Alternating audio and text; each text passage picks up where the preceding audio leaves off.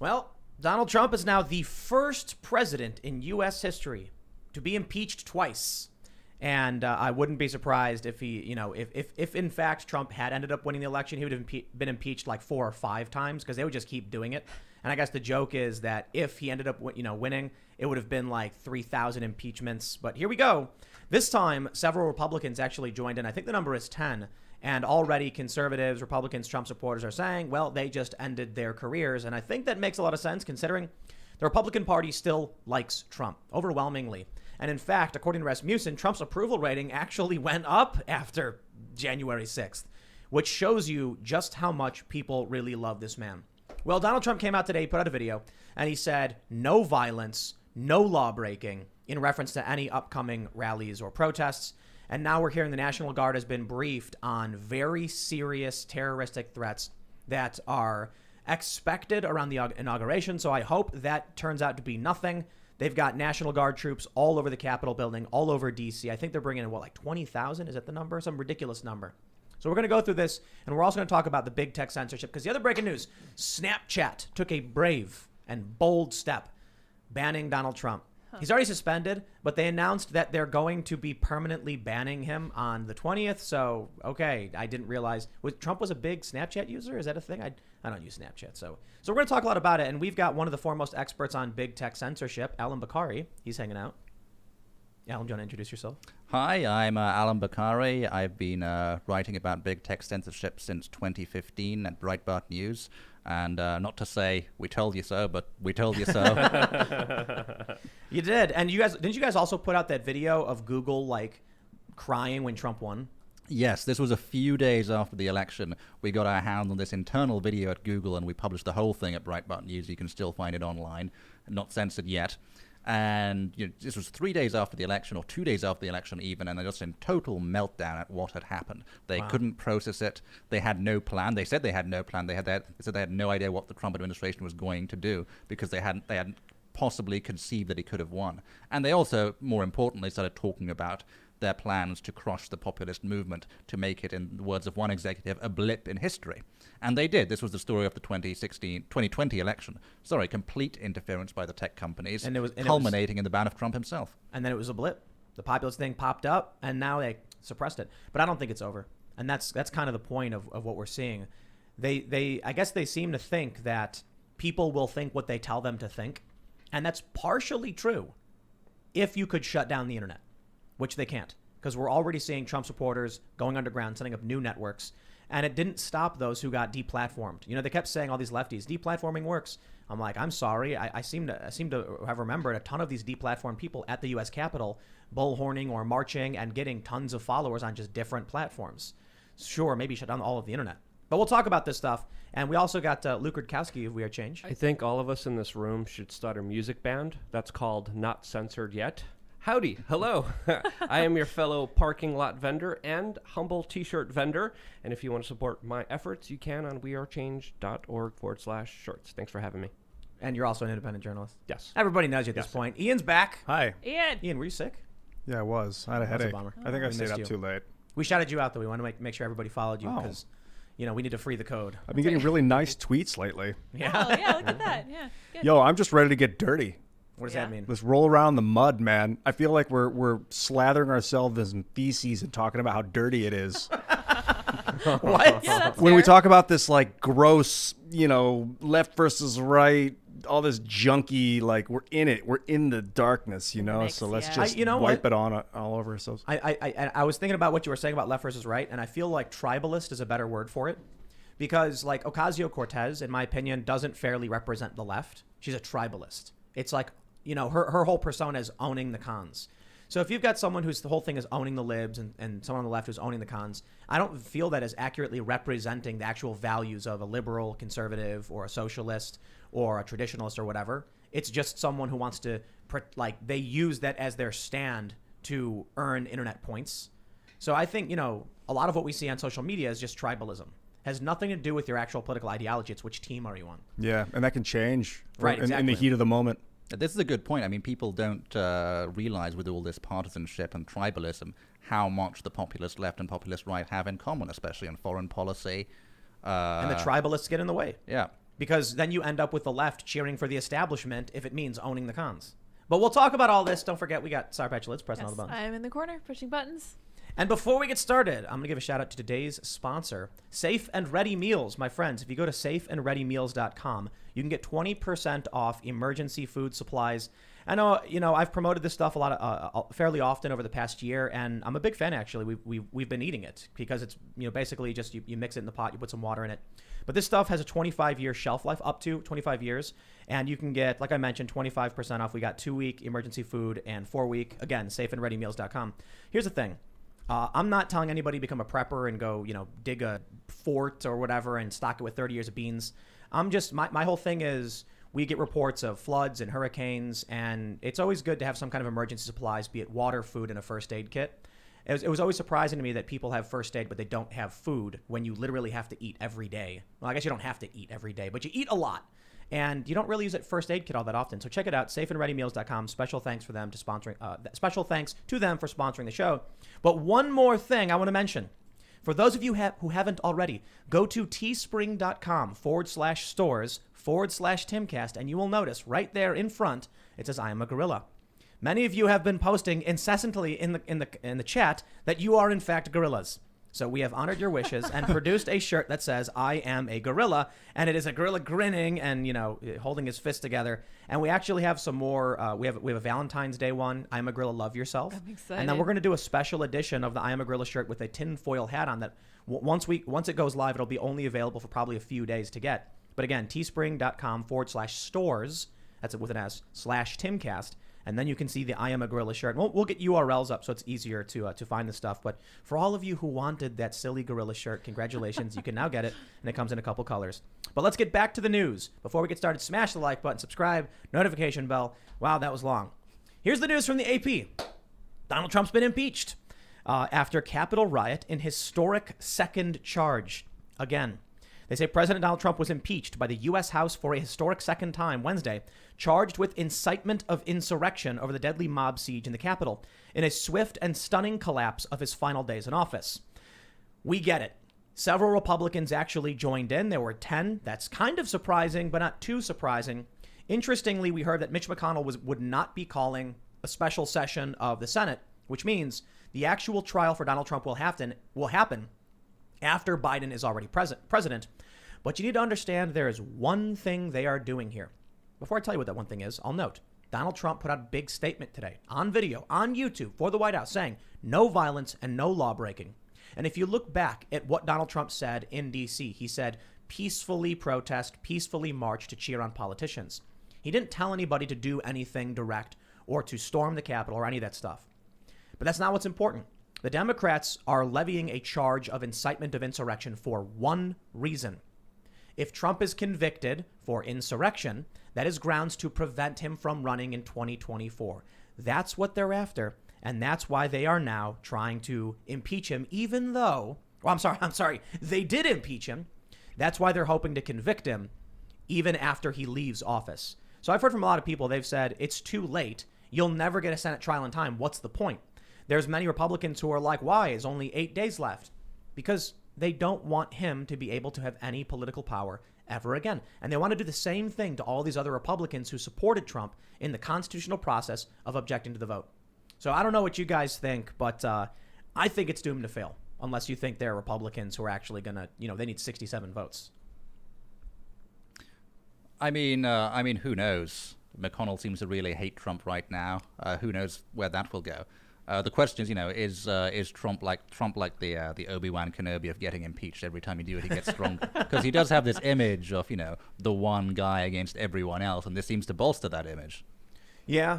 If you strike me down, I'll become more powerful than you could possibly imagine. That's the bigger question beyond all of this, though. So I rolled my eyes when it's like, here we go with impeachment again, and they really dragged it out. It was like they announced, we're going to impeach Trump on Monday. And then on Monday, they were like, oh, here we go. But we're going to give Mike Pence 24 hours. 48 hours, we're going to impeach him on Wednesday, and then they finally do it. Didn't they need like 9 months to decide that the average citizen gets $600? But when it comes to impeachment, they could just do it like that. I mean, this is a major thing, but I feel like it's losing its lackluster. It was such a major big deal with Bill Clinton when he was impeached. He still obviously was able to be president, but now it's like, okay, we get the kind of larger symbolic gestures, and I feel like there's a lot of them that essentially don't really amount to a lot.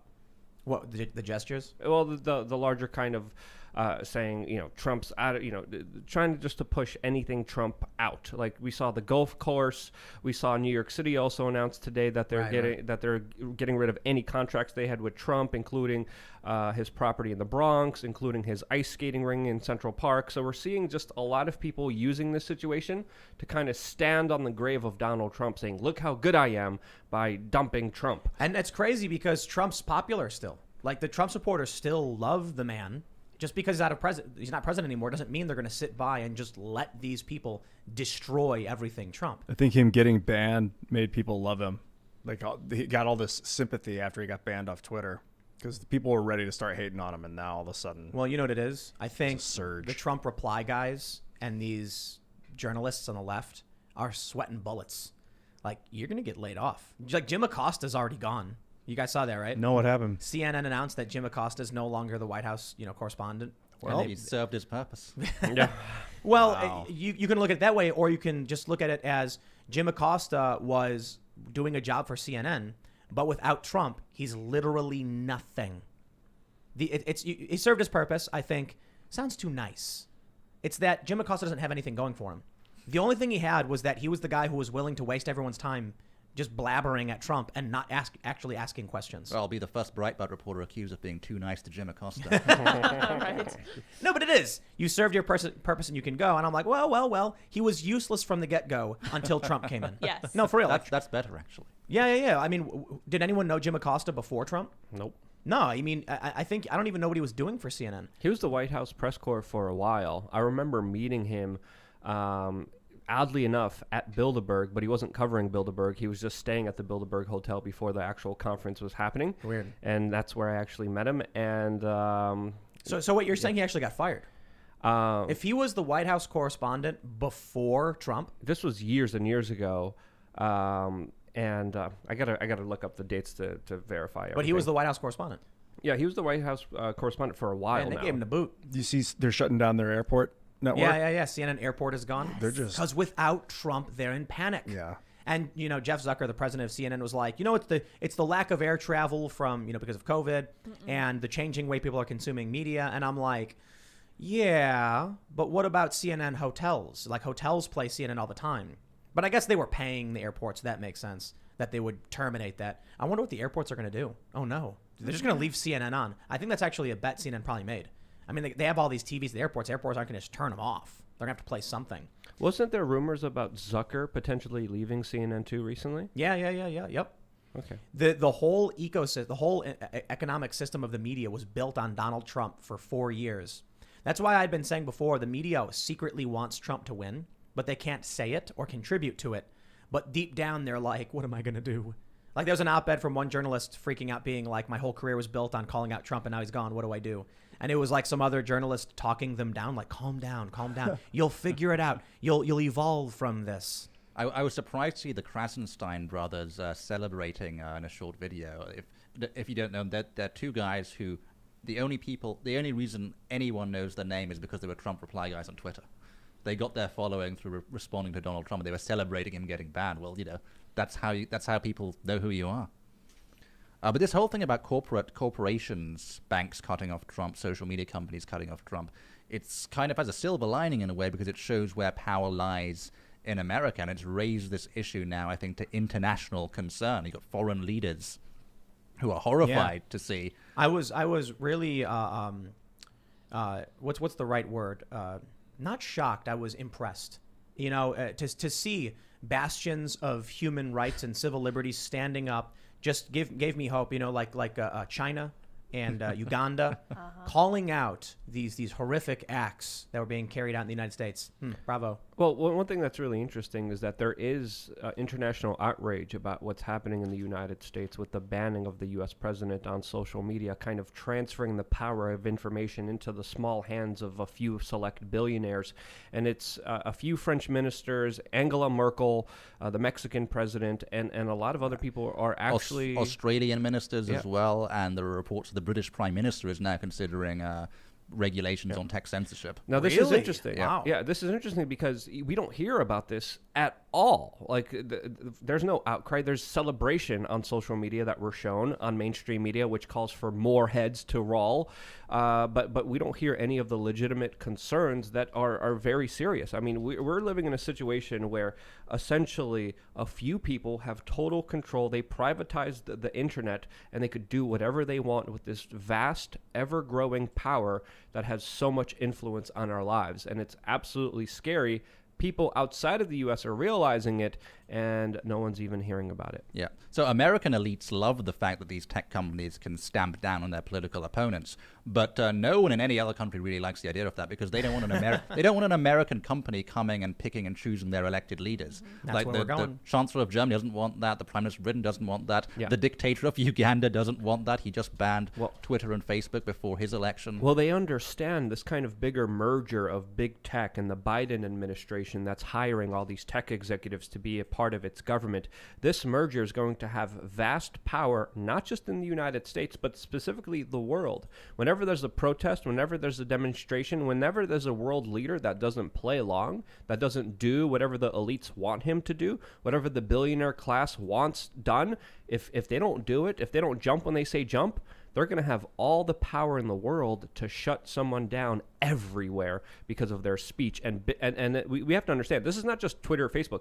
These are monopoly powers of Amazon and Google that control the key infrastructures of our information highways. So whether it's server space, whether it's internet cables, these people have so much power way beyond just social media algorithms. So it's interesting. Poland, they announced this bill. I don't know if you guys saw this. Yes. Where they're going to, rein in big tech. I actually have this this story from the New York Post, written by Will Chamberlain. He writes, Poland, appropriately enough, is leading the way. Their Justice Minister Zbigniew Ziobro announced last month that the Polish government would enact a law constraining big tech from censoring their citizens. Polish users who are victims of censorship can go to a new Polish court, get an injunction forcing the company to restore their account and their content on penalty of a fine of as much as 1.8 million euro. We should do the same. Americans should have the same right to speak on large social media platforms that they do in a public park. We simply need to change the law to make that a reality. You know what I love the most about this? Here I am, 10 years ago, fundraising and doing, engaging in activism to regulate major corporations. Why? Oil spills, big political lobbying, violation of civil liberties, and you had these big evil companies. And here I am today doing the exact same thing. Isn't that weird? Yeah. Yet now conservatives have joined in, and it's really interesting to see the left has abandoned me. Where'd they go? Yes. They no longer want to regulate the companies that are seizing the commons. I made an analogy to this on Twitter where I said, I had an epiphany after being told, but my private company for the 500 millionth time. And I realized that all the activism I did for the environment was wrong. BP is a private company. If they build an oil rig in the ocean and they're permitted to do it and oil spills out of it, well, too bad. Why don't you start a company to clean up that oil? And I know, of course, they all said that's a different thing. It's a different problem. That doesn't make sense. And I said, it certainly makes sense. BP caused damage to the commons, the areas that we all share that must be protected so that people can use them. In that destruction and damage, we all got mad. And there are regulations to prevent them from doing this. What I see with big tech and social media is them shutting down legal political speech in the commons where we have they've taken over the town square. People aren't going out and going to church to talk anymore. They're not going to community centers. They're doing it on Twitter. And the big tech companies shut that down, and I believe they need to be regulated in some capacity. And this sounds like a good solution. Allow people to get an injunction. Well, this latest news definitely made me feel more Polish and proud for my home country. But we have to understand, Europe has been taking a very different approach than the United States when it comes to big tech for a long time. When it comes to regulations, fines, and penalties, social media has been kind of pushed back there more than I would say anywhere else in the world. But also, specifically with Poland and other countries like Hungary. I also recently saw an article saying that the Biden administration is eyeing Poland and Hungary to get back at it for some of the kind of close relations that they had previously with Donald Trump, and because of their implementation of policies that don't go along with, of course, the kind of global order that some people want to push. The global reset, immigration, nationalism. Those are key important issues that Poland and Hungary hold close to their heart. That, of course, is different than the rest of Europe, and that's why we're seeing the Biden administration kind of set its eyes on that specific region, because they're going to be implementing policies that are going to affect it in very negative ways. And you especially see this with Hungary, where you had the State Department actually funding opposition media in Hungary. The reason why they particularly dislike that country is because Hungary is trying to get the NGOs out of the country. The NGOs are, of course, arms of U.S. influence abroad. They're all funded by USAID or the State Department. Didn't they ban Soros? They banned the Soros NGOs. Yes, it was quite a while ago. You know, it's interesting. I think you were telling me something, Luke, because I grew up on the south side of Chicago in a very Polish neighborhood. And, of course, there's always the stereotype about Polish people not being smart. You mentioned that it was because the Soviet Union executed the intelligentsia of Poland. Yes. So, well, when Russia came in, they took a lot of the professionals, whether doctors, whether professors, teachers, and they executed a lot of them or sent some of them to Siberia in order to gain cultural control of larger institutions, that they were able to implement communism that the Polish people hated and they resisted. And that's one of the reasons why this kind of labeling by the Russians as Poles as being stupid is kind of prevalent. But also, if you look at it, Polish people actually have a very high IQ, especially compared to that region. But specifically, it didn't work. But another thing I want to bring up, because I saw a tweet, I don't know exactly who said this, but it was by a left-wing verified user talking about how he wants to make sure that Trump supporters can't ever be teachers, professors, and any kind of workers that have any kind of work that has kind of powers to be a boss or to influence young people. I don't know the exact tweet, so I don't want to mention it report. directly, but we're seeing kind of similar epithets being issued by blue check mark verified Twitter users that are worrying and that do echo some other historical timelines that are troublesome. And John Brennan saying that no one who served in the Trump administration should ever get a job anywhere else. It reminds me of de-Baathification in Iraq, where anyone who was part of the Baath Party, you can't let them do anything. They're excluded from society. Hold on, just and it's the same people doing it. That's literally what we were talking about yesterday that brought onto the onset of ISIS. That was one of the key moves, according to many strategists, that brought ISIS to the national stage, was that particular move that you brought up. Sorry, go ahead, Tim. No, I was going to say, I think the thing you were saying about Poland is really interesting because, they wanted to get rid of the intelligentsia, the thought leaders, the cultural leaders in Poland. And we're seeing a similar thing with mass censorship. They want to take out the influential people of, right-wing populism. And at the same time, what you see with Poland is a deep hatred for communism and fascism or Nazism because they were oppressed by both. So now you have this country that's like, we're going to defend the right of our citizens because we know exactly what it leads to, regardless of if you're left-wing or right-wing. I remember seeing a meme recently, and it said dangerous tools of insurrection, and it had a guitar, and it had a paintbrush. And we have to understand here, the bigger cultural aspects and institutions are pretty much more and more political for a reason. And they're extorting a lot of that power, a lot of that kind of culture, a lot of that kind of influence in ways that really should make people question what's really going on here. But you can tell how the tech companies really messed up because it's not just Poland and Hungary who have been opposed to internet censorship for a while, and Poland was working on this before the Trump bans. So was Hungary. But it's also alarmed Germany and France and the UK and Australia because, all of those countries, they're run by fairly, neoliberal or left-wing governments, especially Germany, and they have hate speech laws on the books. But they look at what Silicon Valley is doing and are thinking, well, hold on, it's our job to define what hate speech is. Yep. That's a job of our national parliaments, our governments. We're not going to have Silicon Valley come in and set the rules for us. Yeah, many people don't understand. In large parts of Europe, if you utter some words together, you literally will end up in jail. There's people who just said particular sounds, they are in jail. We in the United States have an amazing right that's inherent for I think everyone to be able to exercise our free speech. But again, that is directly under threat right now with all the major avenues of communication squashing down and making sure people can't have a voice online. Well, this is an interesting question because is it are the government consequences worse now than the corporate consequences in America?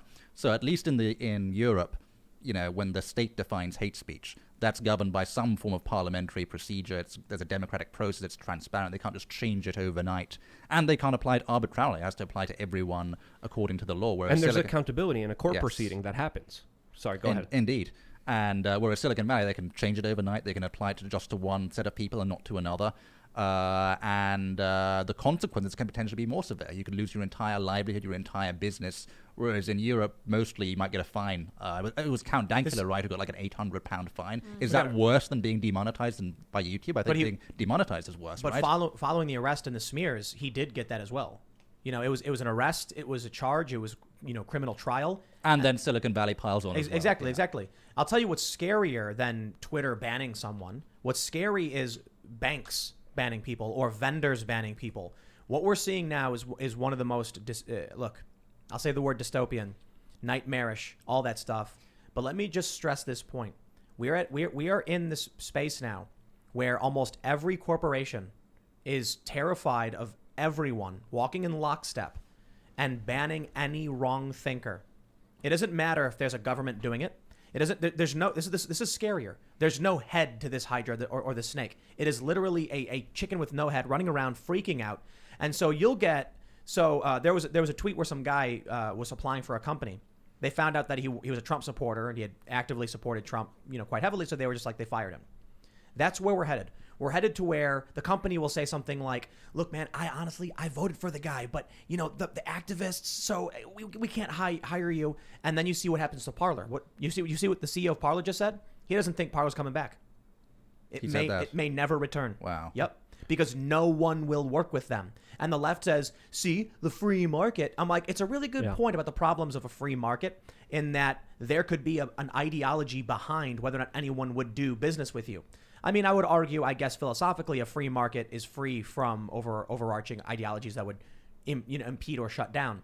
But where we're at now, it is worse. It is the Mexican standoff of cancel culture. Every single person now, whether they like it or not, are scared about what will happen. There are companies that I know, or I should say I have friends who are associated with certain companies.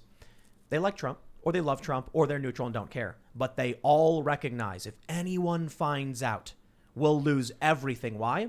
Because everyone is scared of everyone else. No one knows who's going to be the person to raise the pitchfork. Why are you scared of these people? The only way this stops is if people say, I don't care. You can yell on the internet, so what? I mean, John Stuart Mill talked about the tyranny of the majority, where everyone sort of behaves in a way and clamps down on it. But this is less tyranny of the majority, because I think if you ask the majority of people, do you think people who support Trump should be able to have jobs? I mean, I think most people would agree with that. This is it's tyranny of herd behavior, right, of a very specific group of people who are in power and all believe this. But it's a very small group of people who just happen to be running all the corporations. Yeah. It is people scared of being called a racist. And so they're like, but if I serve this person, then they'll call me a racist. So what? God, just grow up, man. I can't believe that there are businesses that were like, we can't work with you, Parler. We're scared. Yeah, that's pathetic. And you know what? This is on conservatives too. You have to vote with your dollars.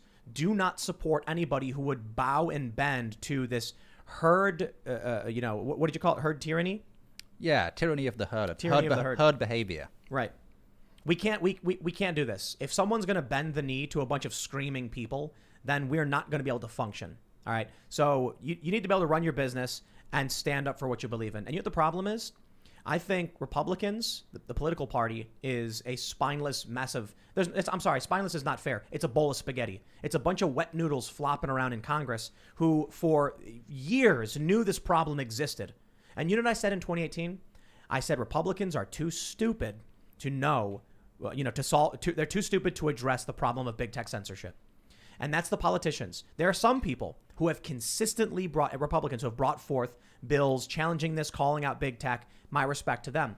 But most of them have just been flopping around like wet noodles, doing whatever they're told. Then you end up with someone like Jared Kushner.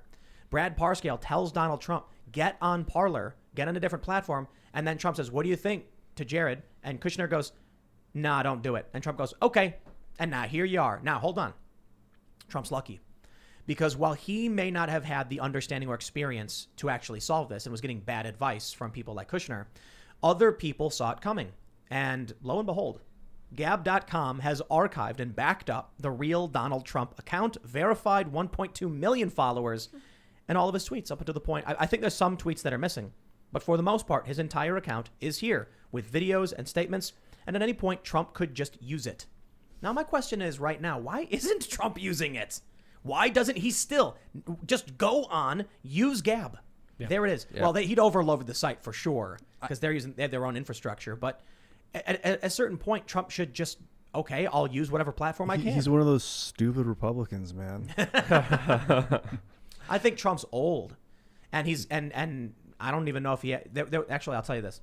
There was a Donald Trump schedule post went out. I don't know if it was real, but it said something like Trump is going to be working very, very hard. He'll be working all day, working very hard. And people having many meetings and many phone calls. And people are like, did Trump write this? Like, it sounds just like he wrote it. Yeah, you saw that? I did, So maybe it's just that he doesn't have any advice anymore. And he's just not talking to anybody, and he's sitting around like, I don't know. Was it written in Sharpie? Well, it was typed out. It was him. And we'll have many meetings and phone calls. But this is great what Gab did, because even if you don't like the president or if you like the president, this is an important historical record where major events unfolded on that Twitter account that are historically relevant. So, I mean, the bigger question that you kind of mentioned here, what's stopping him? I don't think anything should be. I think he should be using any kind of platform that promotes free speech. He just did this statement saying like no violence and all that, but he also said, I want to call out the big tech censorship. Well, bro, just get on Gab. Yeah, on Gab. Yeah, get on Gab. There you go. I mean, there needs to be industry-wide reform to a number of industries, including banking, including credit cards, including big tech, because you can't have this situation where you've got a two-tiered society where some people have access to the economy and some people don't. But I will say Gab.com is the one example of build your own actually working, because they had many challenges. They lost their web host, they lost their DNS registrar, but they overcame all that. They built their own servers. They're building their own phones. And they're building their own phones. They built their own web browser. Servers, yep. I mean, they're having trouble handling the traffic right now. They've got a huge surge. They're bringing more servers online, but they're still up and running. They haven't taken them out. Although I will say, just today, we're seeing that now the desperation of the people who don't want internet freedom. The Anti-Defamation League has petitioned the Justice Department to launch a criminal investigation into Gab for hosting violent content. Well, there you go. See, now they're trying to get into the criminal realm, but we got a constitution. We'll see how that plays out. Now, here's where it gets real scary. HSBC says customers who refuse to wear a face mask will have their accounts withdrawn. The lender reiterated the face masks are mandatory in all branches unless legally exempt, warning customers that non-compliance could result in accounts being closed. Now, that is where things start getting worrisome. Now, look. I got no problem wearing a mask. I really don't care. I don't know. People really don't like it. They want to defy it. I get it. Some people really are medically exempt. But the issue is not so much about, but they should wear a mask. It's an issue of when you threaten someone's access to the economy in general, when we're already at a point where like 99% of all currency is digital and not even physical, that people would lose their right to bank. That cancel culture. Why do we not have national banks? What's going on? Why do we have private banks all over the place? It's crazy. I mean, there's problems with national banks too. Well, at least the government can control them. And that's us. We have the opportunity to control them and say, no, you can't censor American citizens. That's us. You think you could petition Nancy Pelosi to do something? It's a big problem because we're in a situation where these private companies, we need to protect ourselves. We need to use our government. I'm not a huge fan of using the government, but in this case, we have global private companies that are threatening our sovereignty, and we need to use our government to protect us. Right, but not national banks, probably a regulation. Well, good news on this. One of the good things that Trump did just in the past few months was an order from the Office of the Comptroller of the Currency, which is an office I didn't know existed. But they put out a regulation against debanking. I'm not sure if it's gone through yet. They were doing the whole notice and comment period where they were taking in feedback from the public. But it specifically said people have been trying to use banks for political reasons to withdraw service from the gun industry, from private prisons. And this new rule essentially says that if you're going to withdraw service to someone, it must be because of financial risk. So, because of defaulted loans or or the normal reasons why you wouldn't extend service to someone. That's good. There still is the problem that there are attacks that activists do where they use fraudulent cards to cause massive chargebacks and massive fraud. That's what happened to Gab. Actually, that is a Right. problem. Yeah. Well, what's next? If you don't bend the knee, your bank account's going to be deleted. I Yep. mean, it's absolutely ridiculous. They already did and it. that was my next point. There's a large number of people that had their bank accounts taken away because of their political opinion. And when we look at HSBC, they don't have the best reputation themselves. If you remember at Occupy Wall Street, me and you actually met a HSBC whistleblower. We actually talked about even doing a bigger story with another news organization about that exposed. We were the first story that kind of broke it, how HSBC helped terrorist, Iran, Mexican drug cartels launder money. And that was another huge issue about this, a record of this company that did awful things, now lecturing us about what is right and good for you. I mean, it's just ridiculous. I'm not going to take their advice seriously because they don't get to choose what I do in my own personal life. Well, look, I think I need to change my bank account. It's HSBC in the US and in the UK. Look, if there's a physical building, it's privately owned, and they say you have to wear a mask, the extent to what their powers should be is please leave until you have a mask on. That's it. Banking needs some kind of protections. Look, man, it's remarkable that I've always been in favor of curtailing power, be it government or corporate power. So I'm in favor of regulations. I'm in favor of leveraging government against corporations that are too big, too powerful, especially individuals who would use that power and access to manipulate the political sphere. Because if we don't deal with that, and perhaps it's too late, I've heard this, in the past decade or so from the left, that it's too late to actually make a difference. Because we are remember that Citibank report? Do you guys remember this back in it was during Occupy Wall Street? They said the U.S. government is no longer a democratic republic or a constitutional republic. It is a plutonomy where the ruling class of elites and wealthy control everything. And there was a study that showed that public perception and public opinion had no impact at all on legislation. None. And that the impact was the opinions of lobbyists and the wealthy elites. That's what Occupy Wall Street was upset with. And you know what's interesting? I actually think Donald Trump is the evolution of Occupy Wall Street in many ways. Don't get me wrong, Bernie Sanders was some of it. It's like Occupy split a little bit. Many went to Bernie. Interestingly, though, once Bernie sold out and went full-on establishment, he retained a lot of those people from Occupy. Probably because their issues during Occupy was more, social justice. But a lot of the people who supported Trump were many of them were Occupy Wall Street activists. I remember I was at the Deplorable when, just before Trump was getting inaugurated. And there were people there who saw me and they're like, hey, we're big fans. And I was like, wow, Trump supporters, big fans of mine. And they're like, oh, yeah, we were a big Occupy Wall Street activists. And I was like, really? And they're like, oh, yeah. This is why Trump won in 2016, because he called out the plutonomy. He did call it something different. He said there's a class of global elites that get away with everything and run everything. You don't really have a democratic republic anymore. He's basically saying the same thing that was in that report. There's also a lot of Occupy Wall Street people who are like, burn it all down. Let's vote for him. Let's vote against the establishment. And another thing, specifically connecting Occupy Wall Street and HSBC, there was a huge backlash against the banks, specifically HSBC, for this money laundering, where they ended up paying a $1.9 billion fine in 2012 for that horrible action that they were caught with their pants down on the laundering for drug cartels. So again, they found their cudgel, bro. Yeah. So they can get away with the worst atrocities. These big corporations, man, I love it. These big corporations, Disney, the thanking the paramilitary group in was it Xinjiang? Xinjiang, yeah. Where the Uyghur Muslims are in concentration camps. Thank you for helping us produce this movie. And then they can come out with all of their social justice narratives and statements, and everyone just rolls with it. You know what I think the reality is, though? They got their useful idiots. They got their personalities who hate Trump and just want to own the cons and all that stuff. I think most people get it, though. I think most people understand there's a problem with big corporations. Unfortunately, many of them got wrapped up in Trump derangement syndrome because the strategy from the major media and these companies works. You just keep screaming Black Lives Matter is okay, and then you blame the Trump supporters for everything. And when that narrative is just repeated over and over and over, what ends up happening is you've got people who only watch mainstream news. And every version of a Trump supporter they see is the angry, loud, spitting, disrespectful lunatic. And they don't see a regular person You know, they don't see a Will Chamberlain, for instance. We just referenced one of his articles. Suit-wearing lawyer, calm, very vanilla. They don't see that. Excuse me. Came all dressed up for this appearance. Literally But right, but like yeah. you could go to a, you know, I was just out shopping, and the lady, you know, at the store, she's like a Trump supporter, and she's a regular low lady, like, you know, serving baked goods. They see the TV. They live in big cities, so they don't encounter very many Trump supporters. And if they do, those people won't admit it, so they don't realize it. And they watch the CNN, and they just rag on Trump all day and night.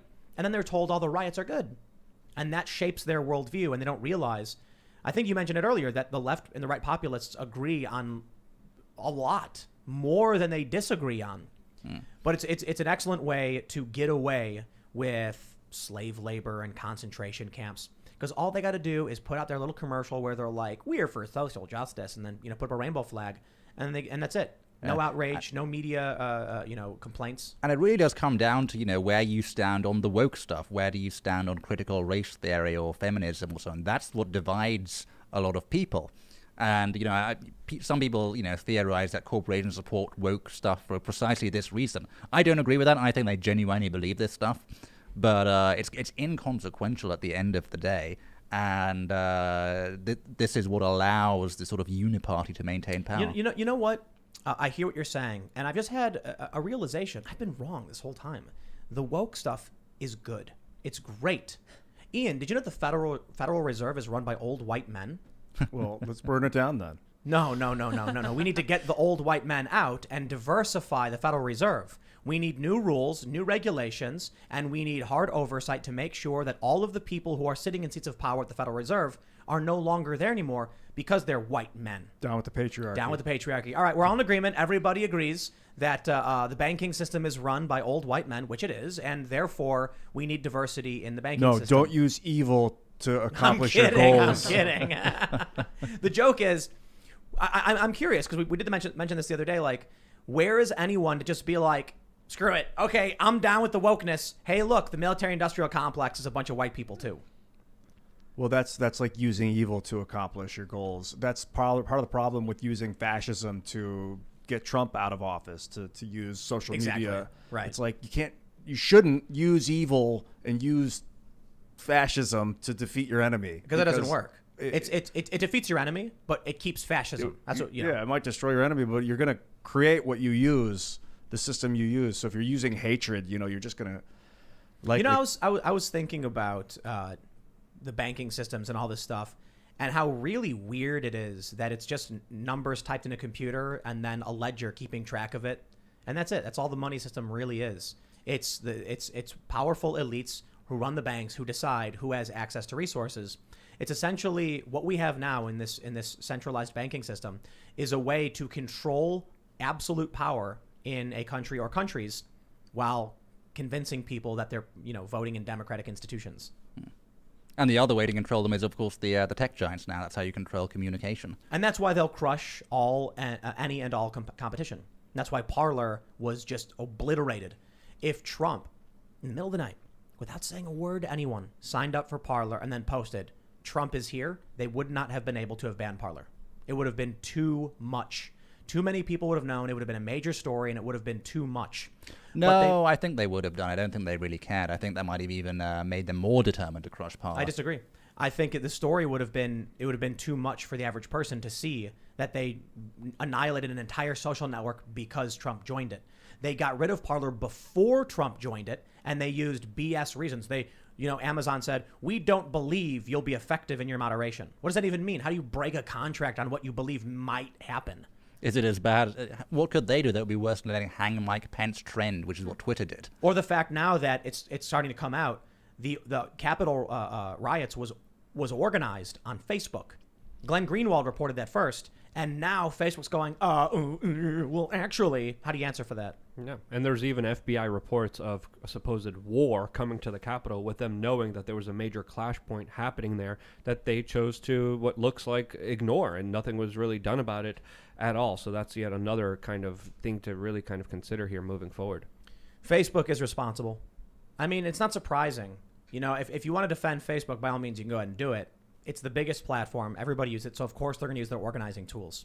The problem I have isn't to blame Facebook because they exist. Problem I have is the concerted effort from Silicon Valley to crush any rivals using fake reasons, like saying Parler had extremist content and they were organizing on Parler. Well, as the CEO of Parler pointed out, we have no organizing system. There's no way to organize events on Parler. Facebook has events and groups. Parler doesn't.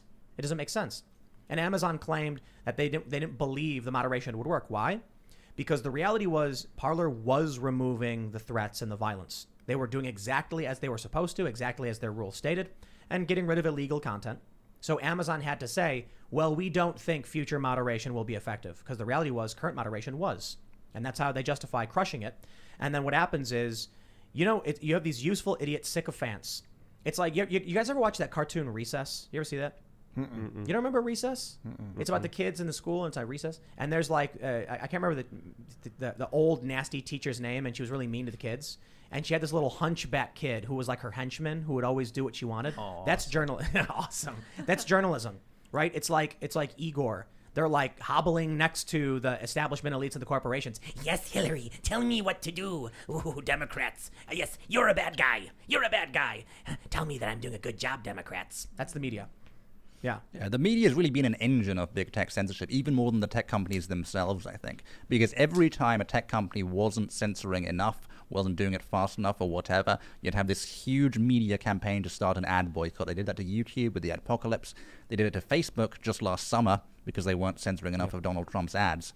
So tech companies have to deal with that ever-present threat. If they don't play ball, the media will start an ad boycott. Well, that's even according to Alexandria Ocasio-Cortez with her statement today, who was saying that, social media companies aren't censoring enough of speech, and she, quote, wants to rein in the media to stop the spread of disinformation. Those are her words that she used, today, as of course she was also calling for the banning of Parler. She was also suggesting putting Trump supporters on lists so they could be, quote, held accountable for their actions. And again, when we look at Alexandria Ocasio-Cortez, she's kind of this kind of thought leader of the left that's very popular, that's always promoted, always pushed, but she's pushing for some of the worst authoritarian, draconian measures that you could ever imagine. And for some reason, no one is even questioning it or trying to say, hey, this is not a good idea. Because they're scared of Antifa.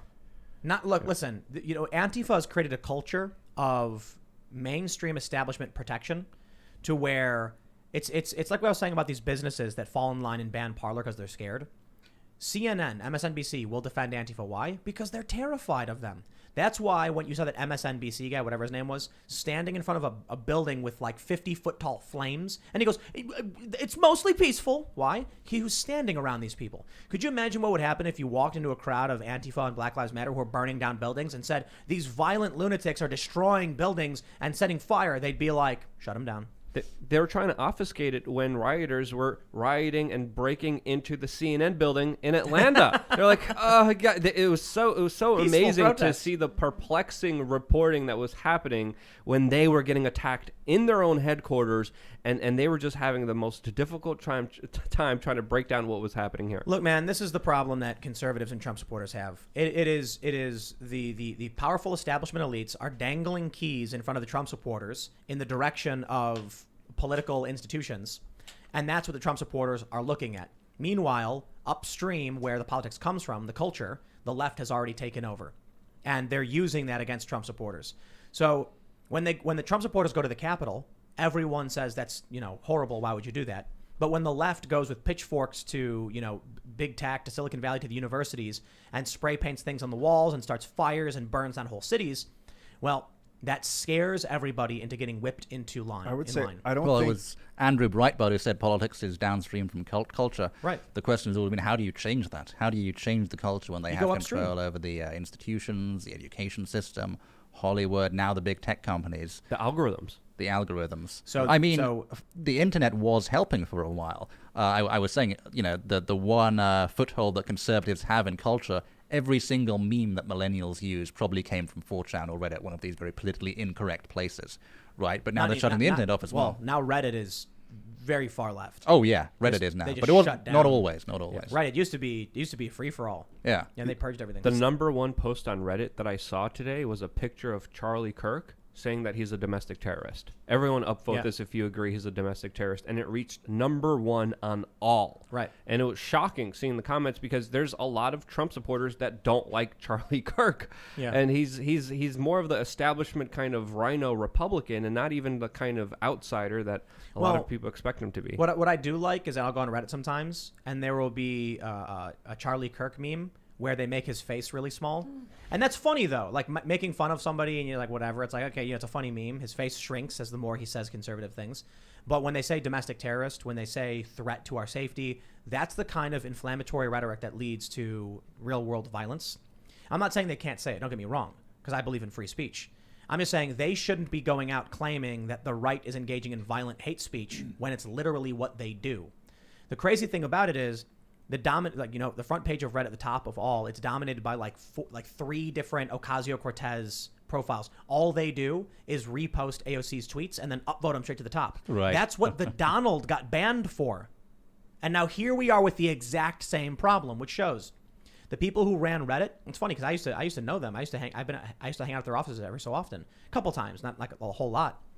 And they used to just be very much, what people like, what they upvote.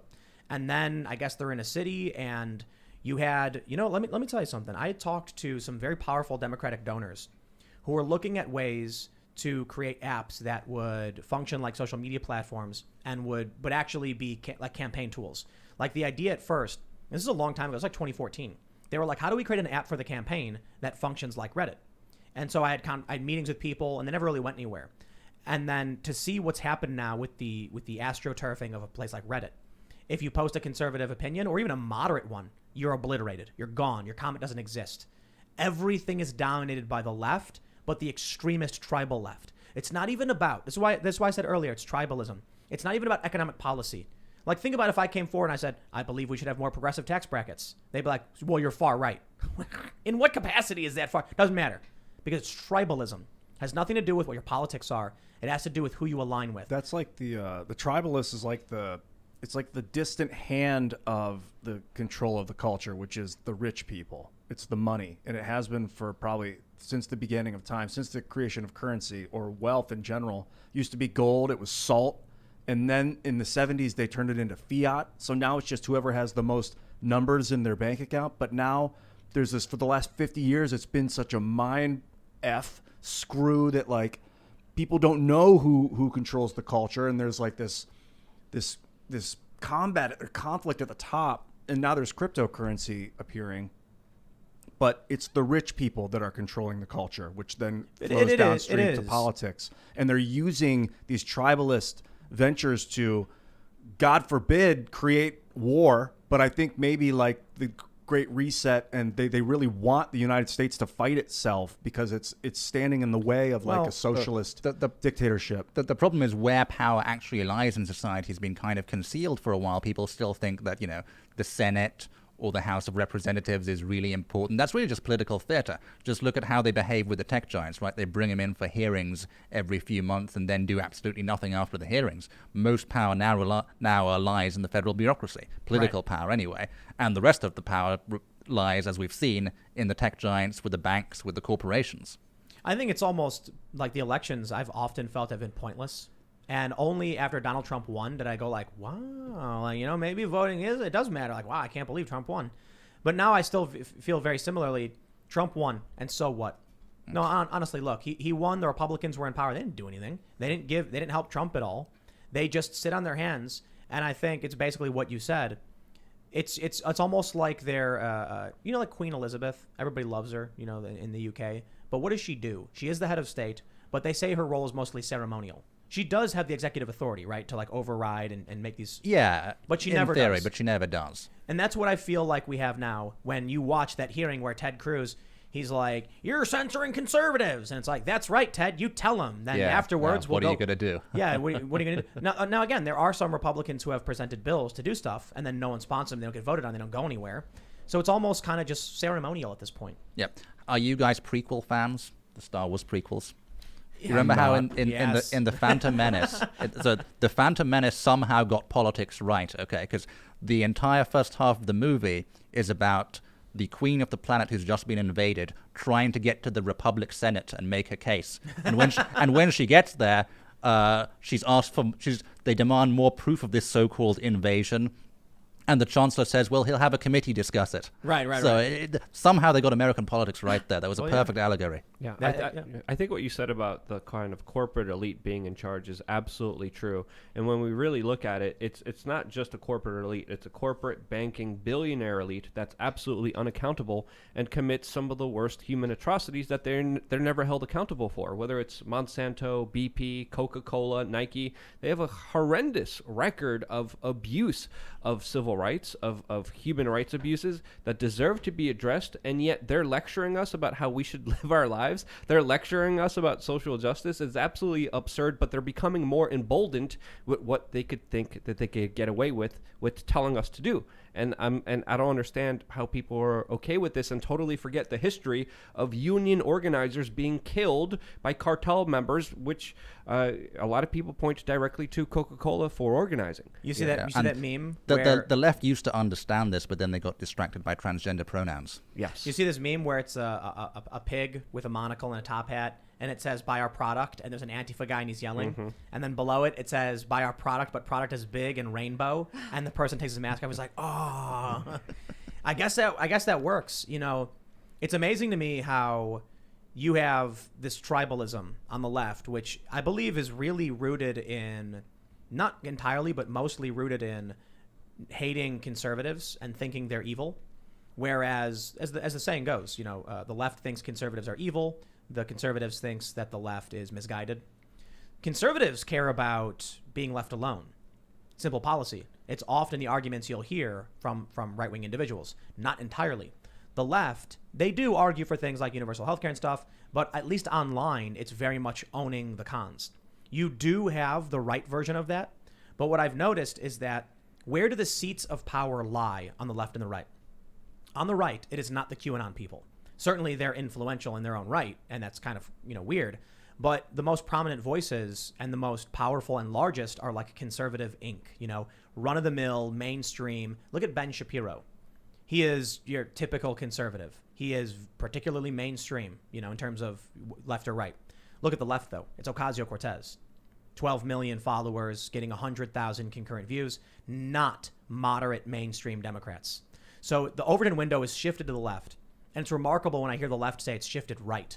I'm like, do you know anything about the past decade of politics? Trump, it's like less war. You know, what are you talking about? I guess, you know what's funny? It's nationalism when you don't want to go blow up other countries. And it's a bad thing, I guess. What about, I keep thinking about the Saudi princes. Like, we talk about the wealthy elite of the globe and as the banking system, but how do the princes and the kings of Saud tie into this? Because they say, like, Elon's the richest man in the world, but he's not. He's just the richest man on the books. You have the Saudi king and the princes that are like trillionaires. You know, they own the country and all the people in it. And the United States sold them a bunch of weapons. Like Trump but sold us out to Saudi Arabia. That's not Trump. It's the he U.S. did a weapons deal with, and it's the U.S. It's the office of the presidency. He authorized it. Includes Trump, but it's Trump. It's Obama. It's Bush. It's Clinton. It's all of them. When you said he was like a holdover of Occupy Wall Street, I don't agree. I just think he happened to be rich, but he's a sellout. He would have sold us out in a heartbeat. He did.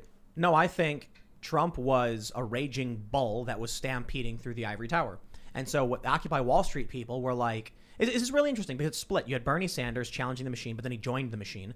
And then you had Donald Trump, who was this wealthy billionaire elite, who then started ranting and raving about how he didn't like it and challenging the establishment. It's kind of weird how that twist occurred. But I think you had a lot of people from Occupy who eventually just threw their arms in the air and said, send in the bull. Like, you know what, man, what's going to fix this? Just have him romp about for a little bit. Yeah, I mean, that's basically what happened. So here's my take on Trump. I mean, he was, as I said, you know, the raging bull. He couldn't be controlled. He was genuinely outside this system, and they couldn't control him. But once he actually got power, he just got kind of completely ruled by the establishment. You know, they got all the establishment Republicans got their people in the administration, and nothing really started happening until the last year of the administration.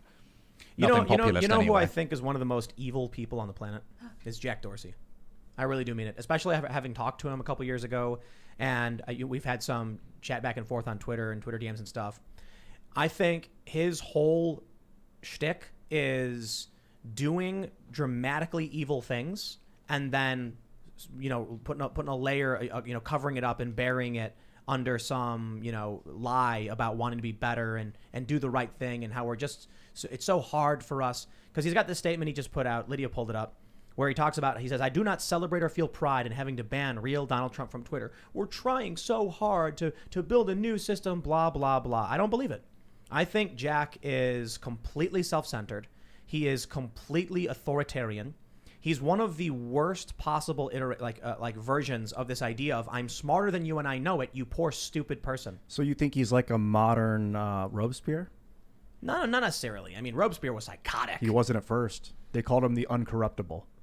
So Yes, you're but- saying when Twitter tweeted yesterday that they strongly condemn internet shutdowns that are, quote, hugely harmful because they violate basic human rights and the principles of the hashtag open internet, that they weren't genuine and honest? This is I got psychological abuse, where it is as if he is punching you repeatedly in the stomach while saying he's so sorry, but it's your own fault and for your own good.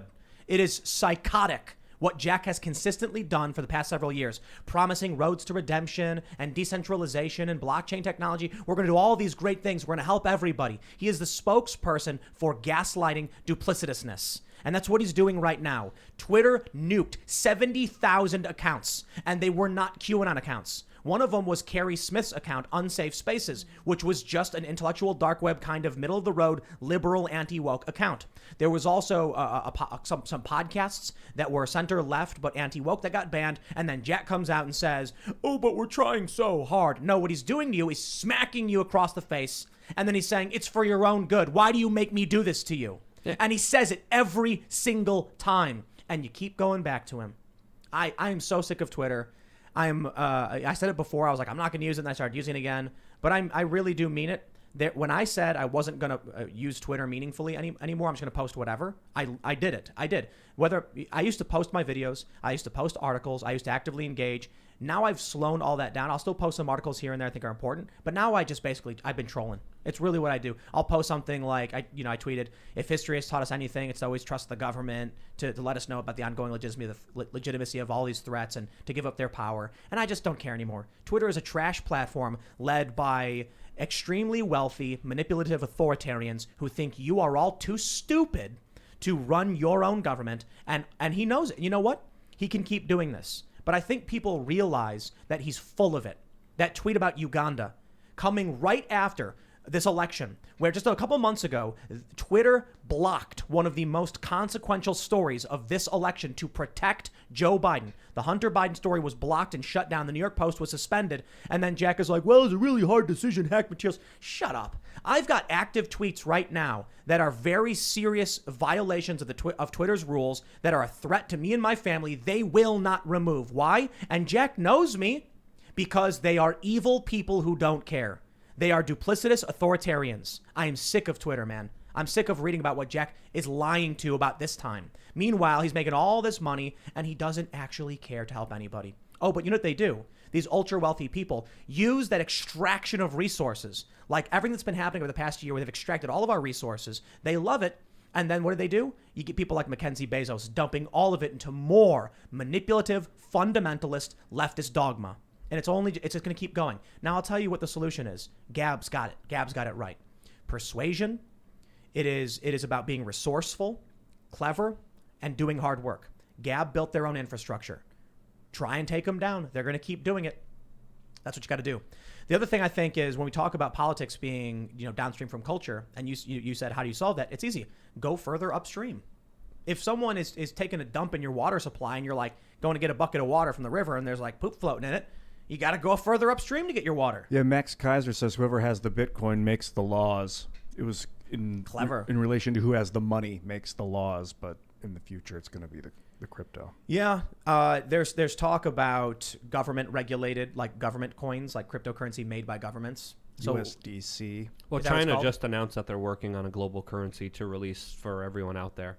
So again, as we said, cryptocurrency could be something great, could be something that could be used to enslave a lot of people, to track, trace, and database people in a very easy system. Now, when we look at Twitter's announcement, especially with the QAnon people, they made sure to specifically say not just QAnon people, but QAnon associated content. Very vague, very generalized language, no accountability, no transparency, no court of law, no reason given to individuals. Hey, why were you banned? None of that. And at least, if you're going to do it, at least justify it, at least give some recourse, give some reason, give some explanation. But these people are so emboldened that they're like, we don't even have to tell you why. We're destroying your livelihood. We're destroying your communications. We're destroying your way of life, being able to actually get your ideas out there to the political discourse. We don't have churches anymore. We don't have bars. We don't have any way to communicate and talk to our fellow man except for Twitter. They are the monopoly. They are the highway. They control it. They have a toll booth,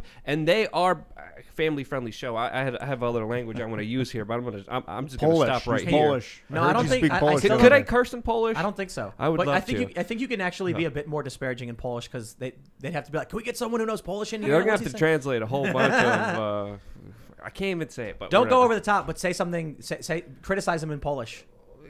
Są jebane. Chuje, co nie wiedzą, co się kurwa dzieje w świecie. Sorry. I heard one word. Believe that. One of the few words I know in Polish. I think you said, right? Yes. Yes, it's you hard to did. control it because it's like... It's whatever. like in what show was it where whenever the lady would get mad, she would start speaking Spanish. She would yell at her husband. Do you remember that? I don't remember what it is. Whatever. Also, how they do these mass bannings is quite insidious, extremely insidious, because it shows you how you can't separate the privacy issue from the censorship issue. It's because they know so much about us that they can pinpoint exactly who all the Trump supporters are on the platform. But also, think about this, they can also pinpoint who the undecided voters are. So imagine how they're using that information in addition to using the former to ban people. Yep. I'll tell you something funny. There was, Donald Trump posted to YouTube, and they immediately took it down, and then gave him a strike and suspended him. So I saw people posting about what Trump had posted, and they were saying, someone posted, like, I saw the video, it was crazy. It was Trump saying, like, God calls on you to come and save this country on the 20th. And I was like, what? Did Donald Trump post a video? That's crazy. So I looked for it, couldn't find it. I eventually found a video claiming to be the original video, and that's what it said. It said, this is the video, and it was like, on the 20th, God has given you a calling, and it was like crazy stuff.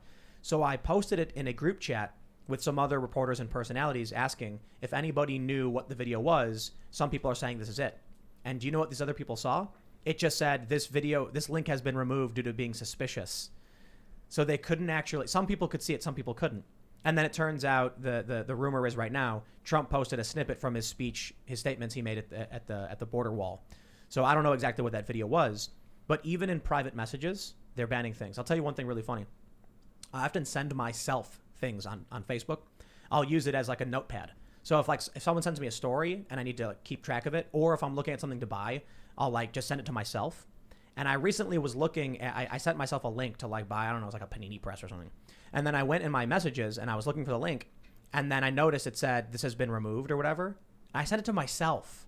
Facebook went into my message to myself as a reminder and removed what I was trying to remind myself of. And I don't even know what it was. It was probably a link to BitChute or something. It's kind of like we're in the Matrix in the movie. We're on the ship and we're talking to people in the Matrix, and they're like, I'm being censored. This Matrix is censoring me. And you can't be like, go use this other Matrix program in the Matrix because it's all in the Matrix. You have to leave the Matrix. The proprietary software with these algorithms, this proprietary algorithms are tracking you. Yeah. And they're moving you around. Dude, you know what's so annoying? We turned on the TV a couple nights ago, and there was a commercial. It's my TV, and all we ever watch is like Family Guy, and we got a Puppy Chow commercial. Yeah. Yeah. Well, How would they know? Hold on. I have not posted about the dog. I have not. I've not posted anything about dogs. Luke got a dog. Yeah. I'm exploiting it to the fullest extent on my Instagram on Luke We Are Change. But why is it that my account on my TV, when I opened it up, a commercial played for the dog TV food. heard the dog and bark. I was watching the the TV. Barking. That must be it. Yeah. But so they say that they're not actually spying on audio, and that it's artificial intelligence that knows. Is it possible that the AI is so smart it knew that it's tracking Luke. It knows that Luke has a dog. Probably.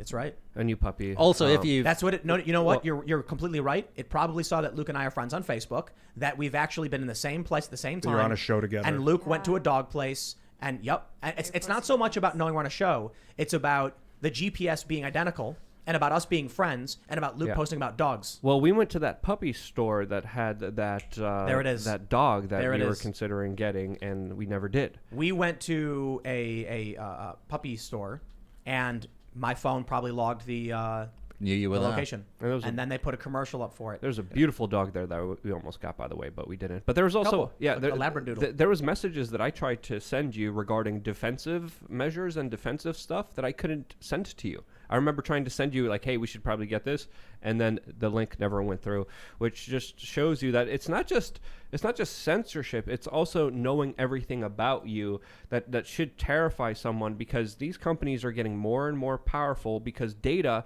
is becoming the new oil. And when we look at a lot of industries, they're absolutely dominated with knowing who a customer is, what they're doing, and with that power, they could do a lot of incredible things. And I remember this even before Donald Trump was on the political scene, that there was mainline data scientific studies talking about how Facebook and Google could rig elections. This was even before Trump. They were talking about how they could just manipulate the algorithm, manipulate the search results, and they could have an effect on elections that could sway it in either direction that they chose it to go to. The CEO of Reddit said it. Yeah. He gave an interview and he's like, "Oh yeah, we could totally swing an election." He's like, "We couldn't get away for it for too long, but we could totally do it." And there was And they discussion probably saying, did. I yeah. bet Reddit tried to do that. Google certainly did it. Yeah, but for a little bit, there was discussion saying, hey, this is too much power. We should regulate this. We should stop it. We should intervene. We should break up the monopolies. But that conversation lasted for about 5 minutes, and then it ended, and no one else even talked about it after those data studies came out. Because they block it. Yes. They're like, "Oh no, people are going to break us up. Quick,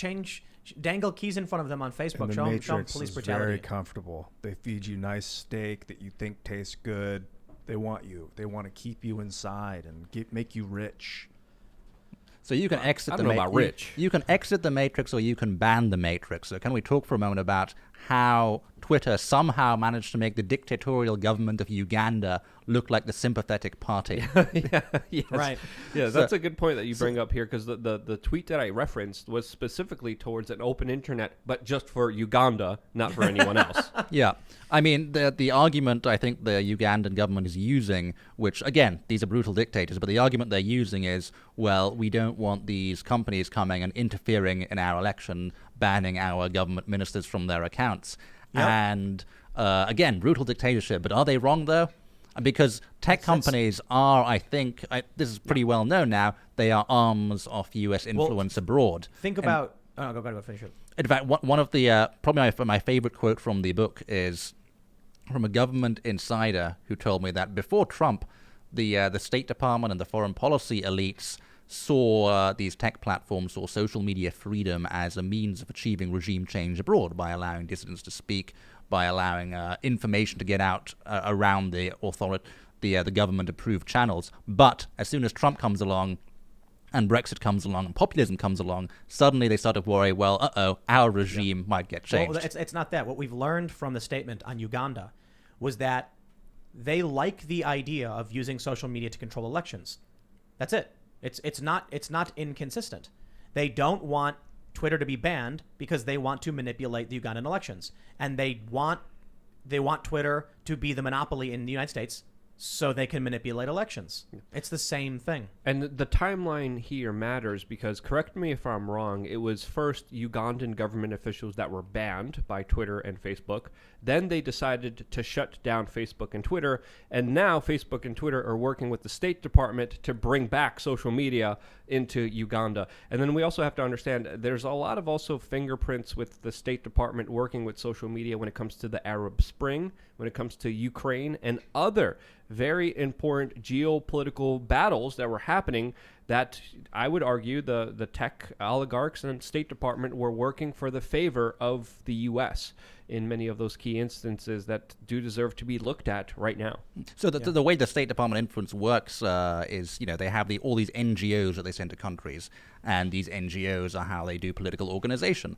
They also, fund media outlets and so on. And social media allow them to supercharge those efforts inside whichever country they were targeting. That's why they like it. That's what got me booted from Venezuela. Some Occupy activists on Twitter started tweeting at a bunch of Venezuelan personalities that I worked for USAID and was in Venezuela to subvert and overthrow the revolution. That's what they said, to overthrow the revolution. And I'm literally just some dude who went from Vice.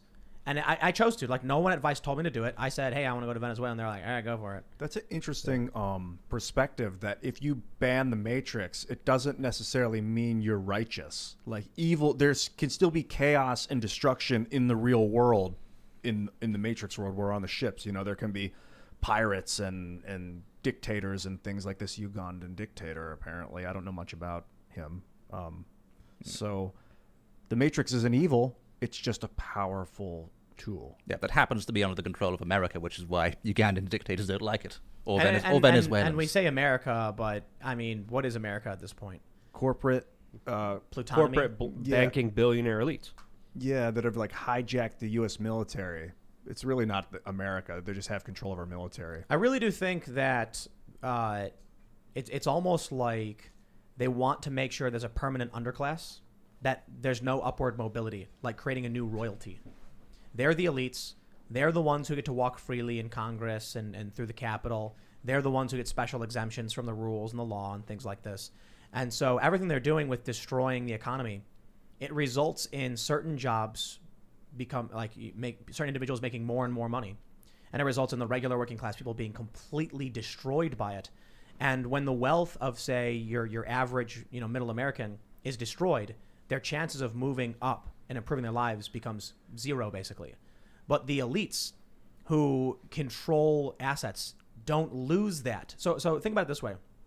If you're rich and you're worried about the economic collapse, it's real easy. You put your money into something. You take a bunch of your liquid, assets. You buy hard assets. You buy property. You buy resources. You buy the means of production. Then the working class people who have a small savings need to buy food. They can't afford to put their money into something safe. So they lose their wealth. They lose their access. They lose control.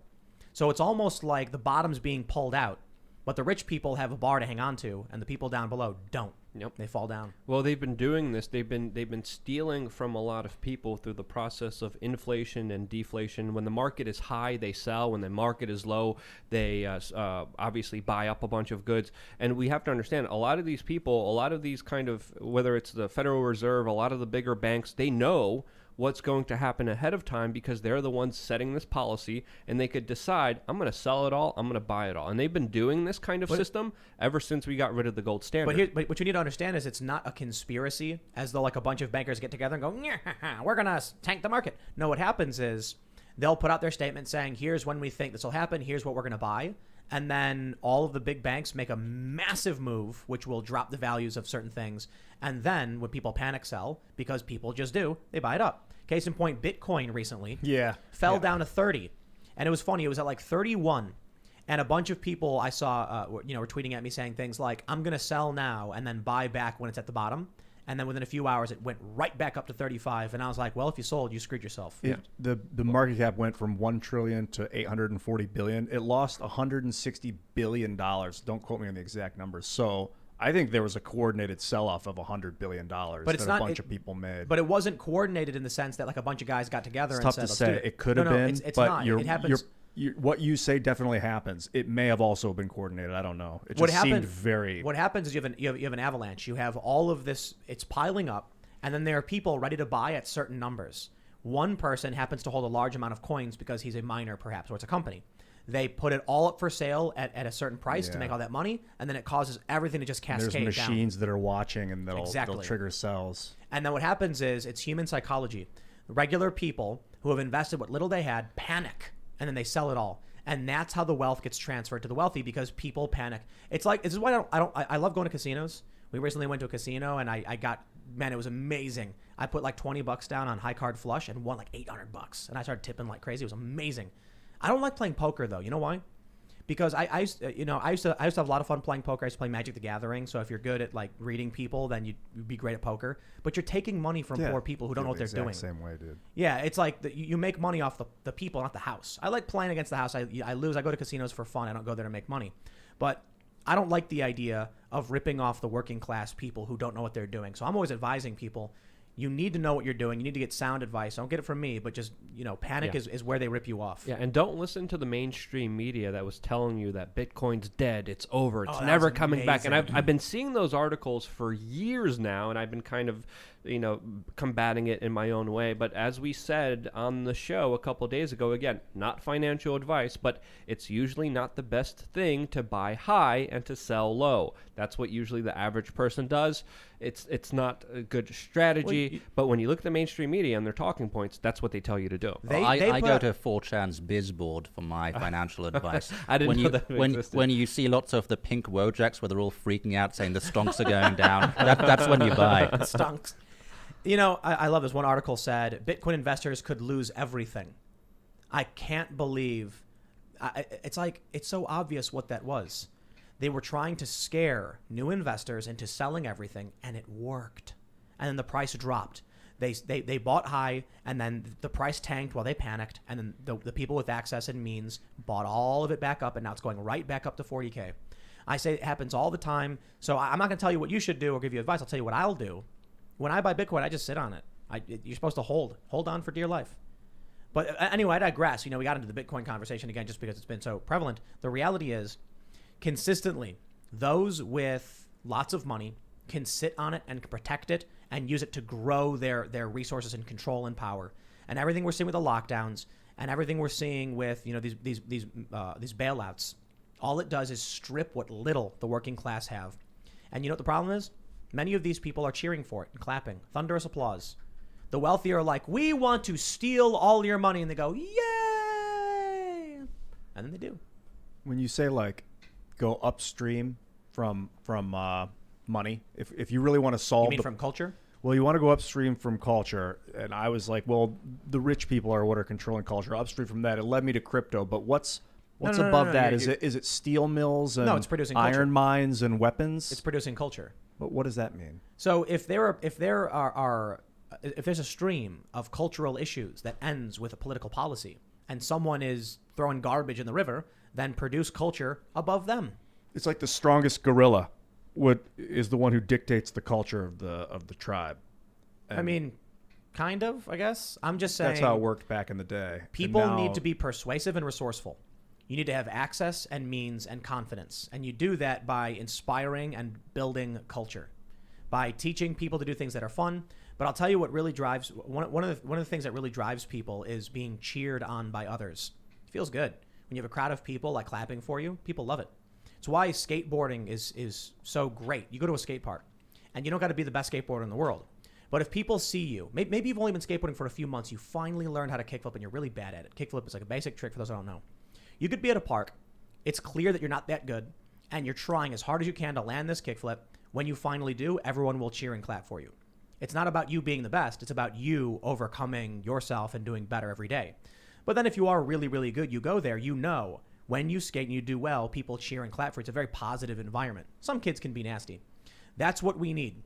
We need people who oppose the wokeness and the creepy, cancel culture stuff to mock it and make it desirable for people to mock it, to belittle it, to have a good time. This is why comedy is so powerful. So we need more comedians like Ryan Long, for instance, who routinely mocks not just the left, but also the right on occasion, making it fun to say the extremism is stupid. To make it a point that you will be cheered for and celebrated and successful if you tell the crazy people to stop, or you point out their absurdities. And being an artist in general, I think, is a great way to control the culture. But then the rich people are going to come to you once you succeed, and they're going to try and buy you out. And it works? Well, not always, but it's very tempting. I don't know what you do with all that money some of these people get. Some of these big brands and the sponsorships they've done. I don't want to name anybody, but there's YouTubers who have endorsed political candidates who are not political. It's look, I do news, commentary, and politics. So for me, saying who I'm going to vote for, I think is on me. But there are non-political YouTubers who are I'm going to vote for Hillary Clinton or whatever. And it's now why are you doing that? There's no incentive for you to turn off Minecraft and start talking about Hillary Clinton. That makes no sense. So that to me sounds like it was a paid endorsement or something. And that's when you start getting into dangerous territory. But it is what it is. People are going to take sponsorships for whatever, and they're not going to think twice about it. Well, it's also quite profitable. You want to win if you're not that political, maybe you just want to win the favor of the elites at YouTube or at these entertainment companies, because you know the way to do that is the virtue signal. Yep. Yeah. You know, I know that, you know, it's deep seated in YouTube and Google, this leftist and this woke stuff. But I do think that I think most people don't like it. I really, really believe that's true. The problem is I think they're all just terrified and they're cowards. And I'm sorry, I'm not trying to be mean, but there's somebody who's willing to say, I'll say what I want when I want. And it tends to be Trump supporters are all getting banned because they'll just say what they want. They don't care. And the people on the left, traditional liberals, they tell me behind the scenes all the time. I have business calls with people who work for companies peripheral to Google or within Google, and they're like, "We love your stuff, man. We completely agree about this. You know, we're fans of like George Carlin and Chappelle, but oh man, I don't know, I lose my job." And I'm like, "Yeah, you're a coward, bro." I think you're right that it stems from fear, like whether they're afraid because they don't understand the way that the technology works. So the unknown creates like a fear of the unknown, so they just go along with it, or they're afraid, or they're more viscerally afraid of actually being banned themselves. But I think the fear of not understanding how politics works, how laws are written, how we should teach kids how to write laws. I don't think they care about that, though. I think the concern is, are the people going to be mean to me? It's just very disempowering to not understand how the power structure works. I think they just don't want to be fired. They don't want to be mobbed by the social justice warriors. Well, they know that if they get fired for being anti-woke, they're not going to get a job ever again. Indeed. So and what? Grow up. The biggest polling error I agree with that. They should grow up. I mean, you know, people endured a lot worse. Go work for Veritas or Breitbart. political, Blow the whistle on this stuff. For political activities. But the biggest polling error by far in the 2020 election was the white middle class, not the white working class. They actually predicted the white working class vote pretty well, the pollsters, but they missed the white middle class vote by, I think it was about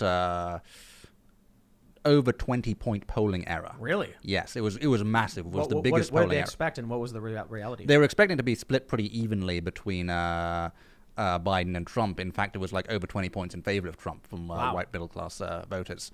Was it the middle? No, I think it was actually employment. So don't quote me on that. It was employment. Are they in white collar jobs rather than in blue collar jobs? Oh, okay, right on. And that makes perfect sense to me, because the people in white collar jobs are most afraid of the wokeness. Yeah, because they'll. It's not just that they will take your job from you. It's that they will salt the earth to make sure you could never have a job again, and that's what people are afraid of. And really, you know what, man? Whatever. Look, I guess when you're accustomed to a certain comforts, it's really easy to scare people into losing all of it. You know, so they grow up and they have this middle class life and they get a white collar job and they got their 401k and they get married and they have kids. And they're like, heaven forbid I have to actually live like humans lived 100 years ago. It's scary. I get it. You don't know how to survive on your own anymore. You don't know how to grow your own food or hunt or anything like that. And it's not necessarily something we should be doing. We have this, wonderful technology and access. But the worst case scenario for getting fired from a job for standing up for this is not going to hunt and becoming a wild man with your wild family. It's literally just getting a crummier job or something, or, I don't know, going and working for a company that will let you work for them. But too many people are just scared. And I think it's kind of sad. It's cowardly. And, what is the saying? All that is required for evil to win is for good men to do nothing. Yep. Good people to do nothing. And there's the other quote. What is it? Let it never be said that a small group of determined people can't change the world. Indeed, it's the only thing that ever has. So how many people are just sitting on their hands saying, it won't be me because I'm too scared? And what happened to the people who are like, I'm going to get on a boat for 3 months with limited resources and crash onto the shores of an empty country and just figure it out? Think about the people who are on that boat coming from Europe, going to North America, or going anywhere else. You had no idea what you were going to see when you got there. In fact, the first group that landed, in New England is just rocks and trees. And they're like, get to work. One glimmer of optimism I saw last year is something that could potentially give more people courage. Because what makes people less cowardly? What gives them courage? I think it's when they see people that the media tries to cancel, but it completely fails to do so. And there were so many examples of this last year, actually. They tried to cancel Michelle Malkin. Both conservatives and liberals tried to cancel her. They failed. She actually got her show on Newsmax a few weeks after that, so utterly failed. She got more opportunities. They tried to cancel Jack Posobiec. They tried to cancel Peter Thiel. Darren Beattie, they tried to cancel him. He actually got a new White House appointment, and the White House essentially told the media to f off when they started to start an outrage cycle over that. So the more examples you have like that of people the media tries to cancel and just completely fails at it, I think the more courage you'll see from ordinary people. I think Trump is another example. Why people are supporting him so hard right now is because they're trying to cancel him from social media, and now they're trying to impeach him and cancel him from politics. So people are like, no, resist. If you can do it, I can do it. Well, this is, I want to kind of talk to your point, because of what you were saying about people kind of paying the mortgages and trying to make ends meet. A lot of these people are controlled that way. They're controlled in other ways. But a few years ago, I got drunk and hammered with the White House press corps. The conversation was off the record. A lot of them are alcoholics. I won't be naming names or saying what who they are specifically. Well, you just said all of them. Well, majority of the White House press corps a couple years ago. I'm not going to be specific here. Conversation was off the record. Let me pause real quick. Journalists are notoriously alcoholics. No joke. Yeah. When I worked for Vice, there was like a Jaeger machine on the counter, and people had liquor bottles all over the place. No Huge joke. Substance abuse problem amongst journalists, also depression rates, but that's a whole nother story to get into. And after getting hammered with them, we were talking, I won't name the specific person, they were like, hey man, look, I have a family, I have a daughter, I have to pay off my bills, I just got to do what I'm told, and that's exactly what I'm doing. So that was the major sentiment from a lot of them that were breaking down and telling me how they have no kind of free will to even express ideas that they want to express or investigate stories that they want to investigate. Oh. And they're like, I like your work. I love you, but I can't even tell anyone because I'm afraid of this kind of chilling effect going on of even mentioning you. And they all just that's need why to they're quit. depressed alcoholics. Exactly. I mean, it's that must be very demoralizing being essentially the inquisitors of the elite. Yeah. All they have to do is all stand up and say, "Nah, I'm not interested." But they value money and wealth and access over integrity, honor, and loyalty. So, just to be clear, I'm not feeling sorry for mainstream journalists at all. No. I have contempt and disdain for these people, because when given the choice between standing tall and saying, I refuse, they say, just write the check. I'll say whatever you want. Give me the money and I'll do whatever you want me to do. It's really funny. There are certain YouTube personalities and certain left-wing personalities who absolutely did this when it came to Weave. You're familiar with Weave? Oh, the hacker with the notorious tattoo, yes. The notorious tattoo from World War II Germany. So 2012, 2013, there were many left-wing activists who were praising him, and to a certain degree. I don't want to act like they were saying he was a good person outright, but they were defending him. They were hanging out with him. They were laughing with him. They were taking photos with him. They were on couches smiling and hugging and all that stuff. And then when we got deep into the culture war with the fascists and the far right, these people immediately were like, I never, no, I hate him. I'm like, dude, you guys were like shoulder and shoulder singing songs together. Like, don't play that game. No, you're cowards. And then there was Quinn Norton, who's a journalist, when she got hired by the New York Times. And then the left tried canceling her, saying she's friends with Weave. She said, F you, Weave's my friend. And I was like, wow, now that's a spine. That is integrity. And then she ended up resigning because of it. Because because New York Times is cowardly and they're pathetic. So, look, you get to make a choice. Do you have values? Are you a person of good moral standing? Or are you a spineless wet noodle who will just fold at the sign of any threat or any risk? Talk about weakness, man. Well, I have values like Jesus. I want to go in there to the temple and flip the tables over and scream at the merchants for ripping us off and creating this usury, but I don't, because I will be executed. No, that's different. These people are in a position where they can't flip out, like Luke was saying. No one's telling them to flip out and destroy things. Well, they can't express themselves genuinely. They can't ask questions. They can't, go through the normal thinking process. They have to literally read a script in many instances. They can't say there are two genders. Yes. I would rather die on my feet than live on my knees. Well, that's why a lot of these people have huge substance abuse problems, and for a lot of them, I just feel sorry for them, to be honest with you. To an extent, I do, but I also think if you are going to be a wet noodle and just give up because someone's being mean to you, well, then why should I defend you? You don't have to defend, but the empathy is key. Having the empathy doesn't mean that you feel bad for them or that you agree with them. It just means that you understand what they're going through. Of course. I just explained it. I understand exactly what they're going through. And I think their only way out is to stand up and say no.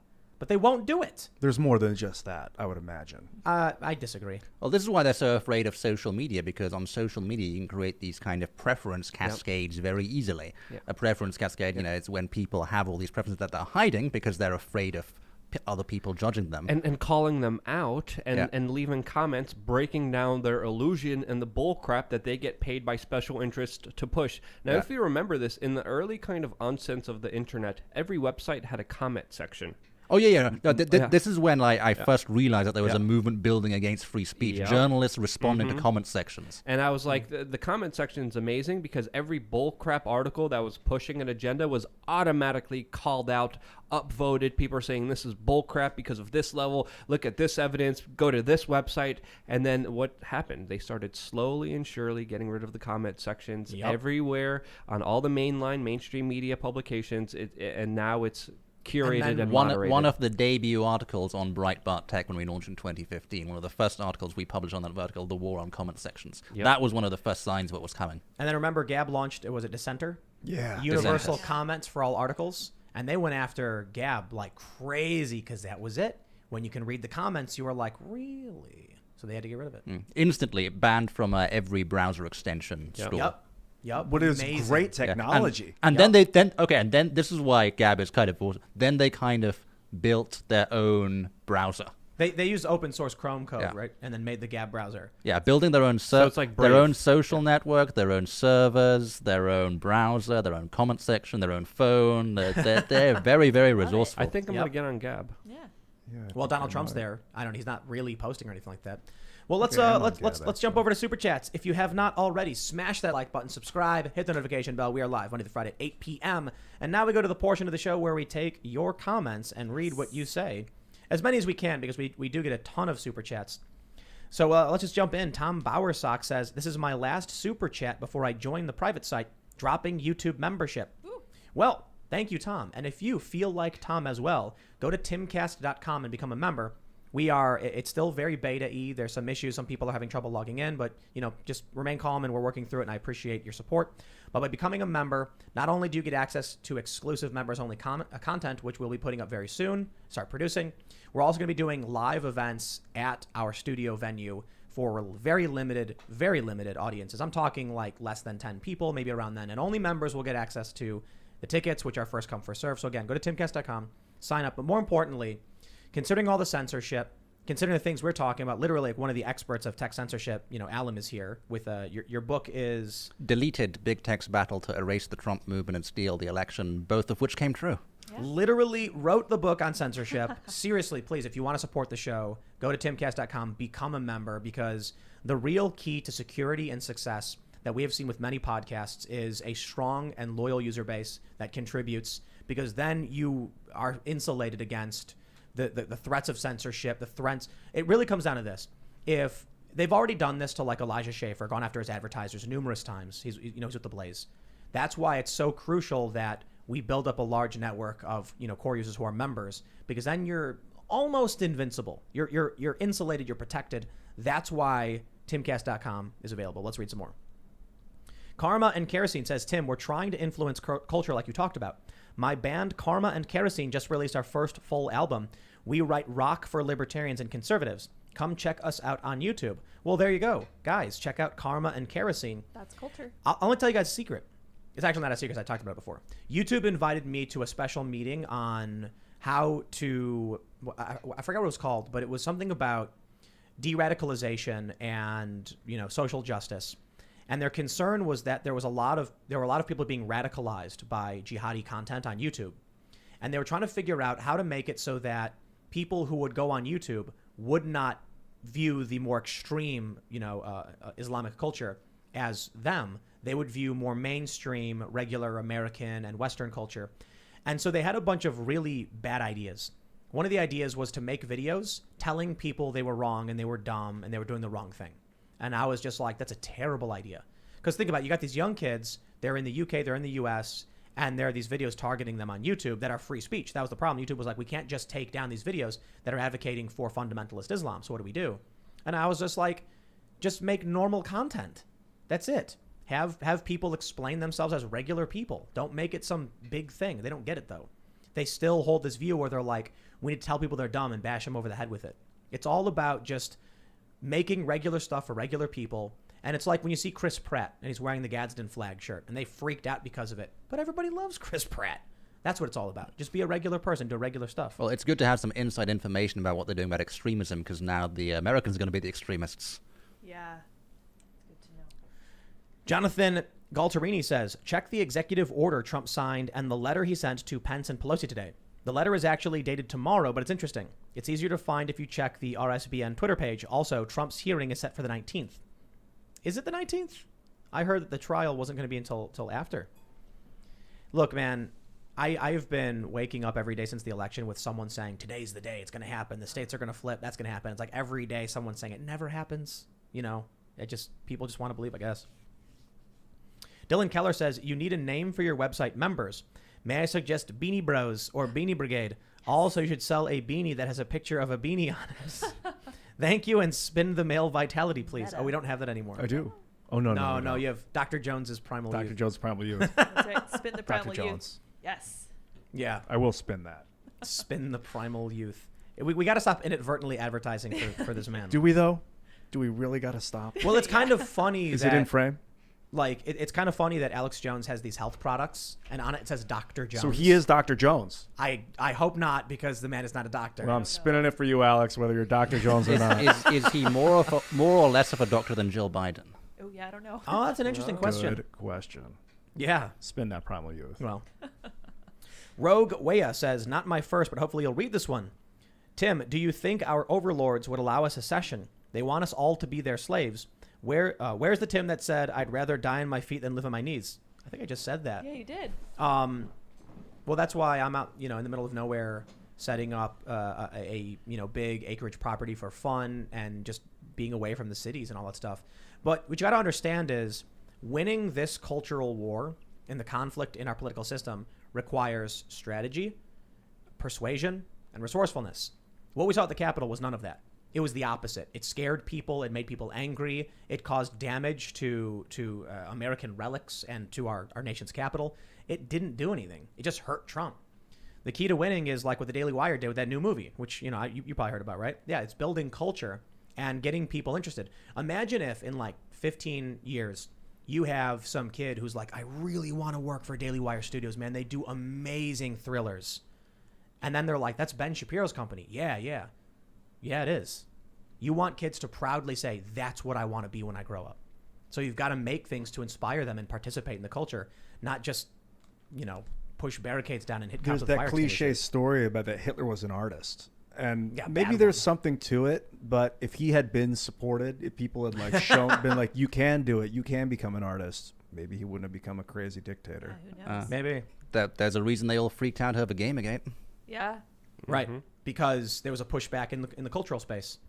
And so they were doing everything they can to seize the means of cultural production. Yeah, I know you got to get to your next question, but did you guys see the Vox article with if we paid attention to Gamergate, the Capitol Hill riot wouldn't have happened? And That was the headline. Yeah. And they put out a tweet where they said, there's a straight line from Gamergate to the Capitol Hill riots. Is Yeah, there? that was the one. That was the there one. isn't. I don't think so. Like as if this 53-year-old guy with a beard who's like knocking the barricades over had anything to do with complaining about the character design in Battlefield 1. So the Gamergate thing is that, can you explain it really quick?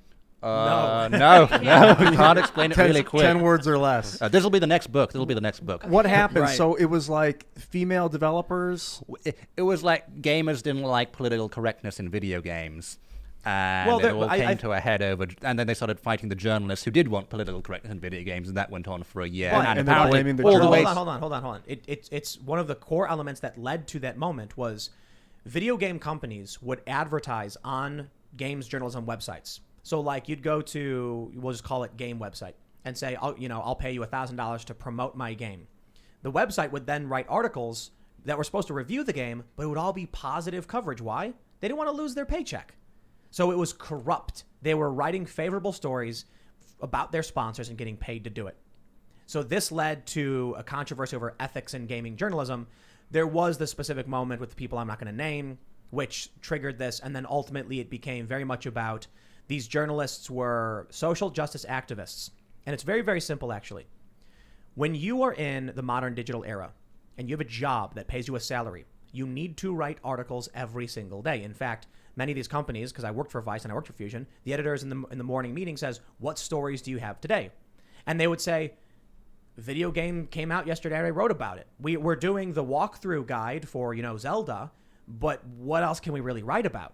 Oh, I know. Why don't you complain that Zelda is, white? So they just started creating drama. They needed something to write about so they would have content every day. And they're saying this creation of drama is what led to where we're at now. There's a lot of issues around Gamergate, but the general idea is, from my perspective, having worked for these companies, they were so desperate to make some kind of daily content that they just made political issues out of games. Dude, rage bait. The argument is that was the first cultural pushback against the left. Therefore, it was the first step on the road to Donald Trump.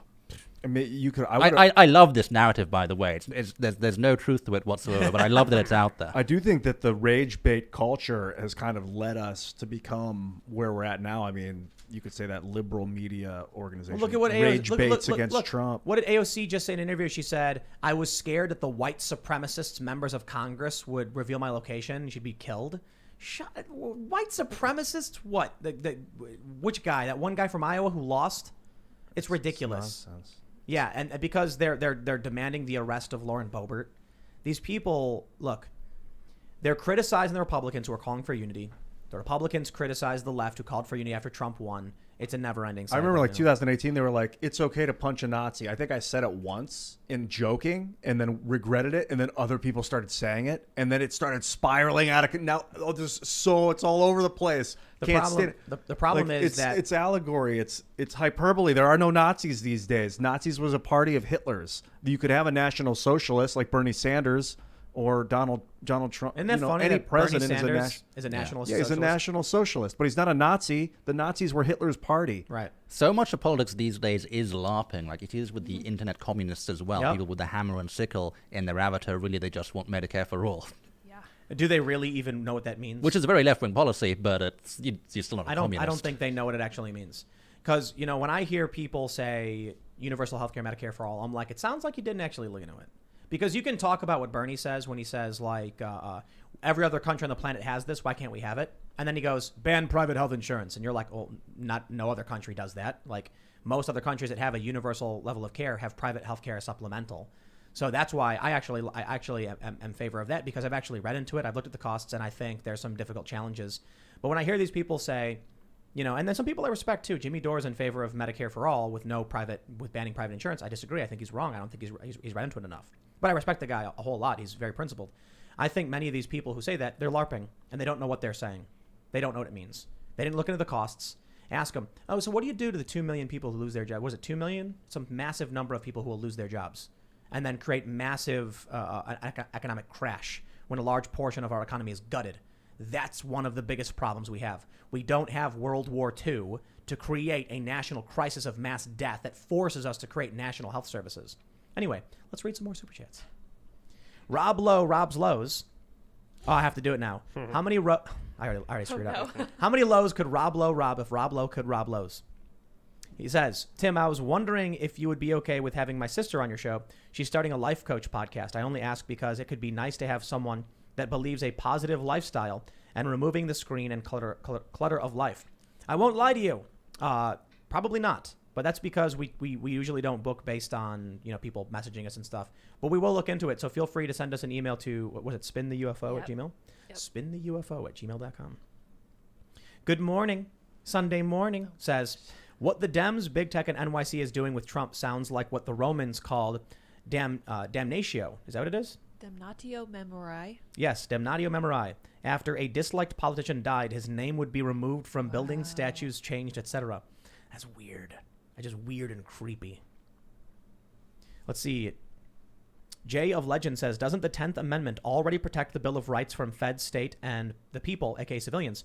And since the 10 defines people separate of government, it also clarifies the second, which would mean Twitter, FB, etc. are already breaking the law. I'm not a constitutional scholar, so I have no idea how to answer that. Anybody? No? Well, You should tweet at like Will Chamberlain or somebody. yeah. Joshua Cassell says, I'm from Ontario, and we have an enforced stay-at-home starting at midnight. I can't legally see my girlfriend in another city. Still going. Also have to have note from work to go to work now. I wonder if I could hire people to document what it's like to be in the lockdown as a media organization. Offer them up a very light contract of man, I'd love for you to be able to document what it's like going to your girlfriend's house when this lockdown's in place. I gotta be honest, it's really interesting. You might see no cars, no businesses. I'd like to hire someone to be able to do that. Hey, guess what? You'll have to drive to your girlfriend's to do it, and you'll be at work. I could write you a note.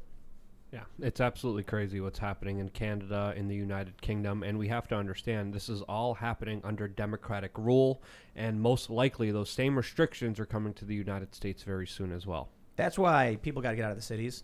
But we're seeing something interesting. We're seeing a blue immigration into red areas.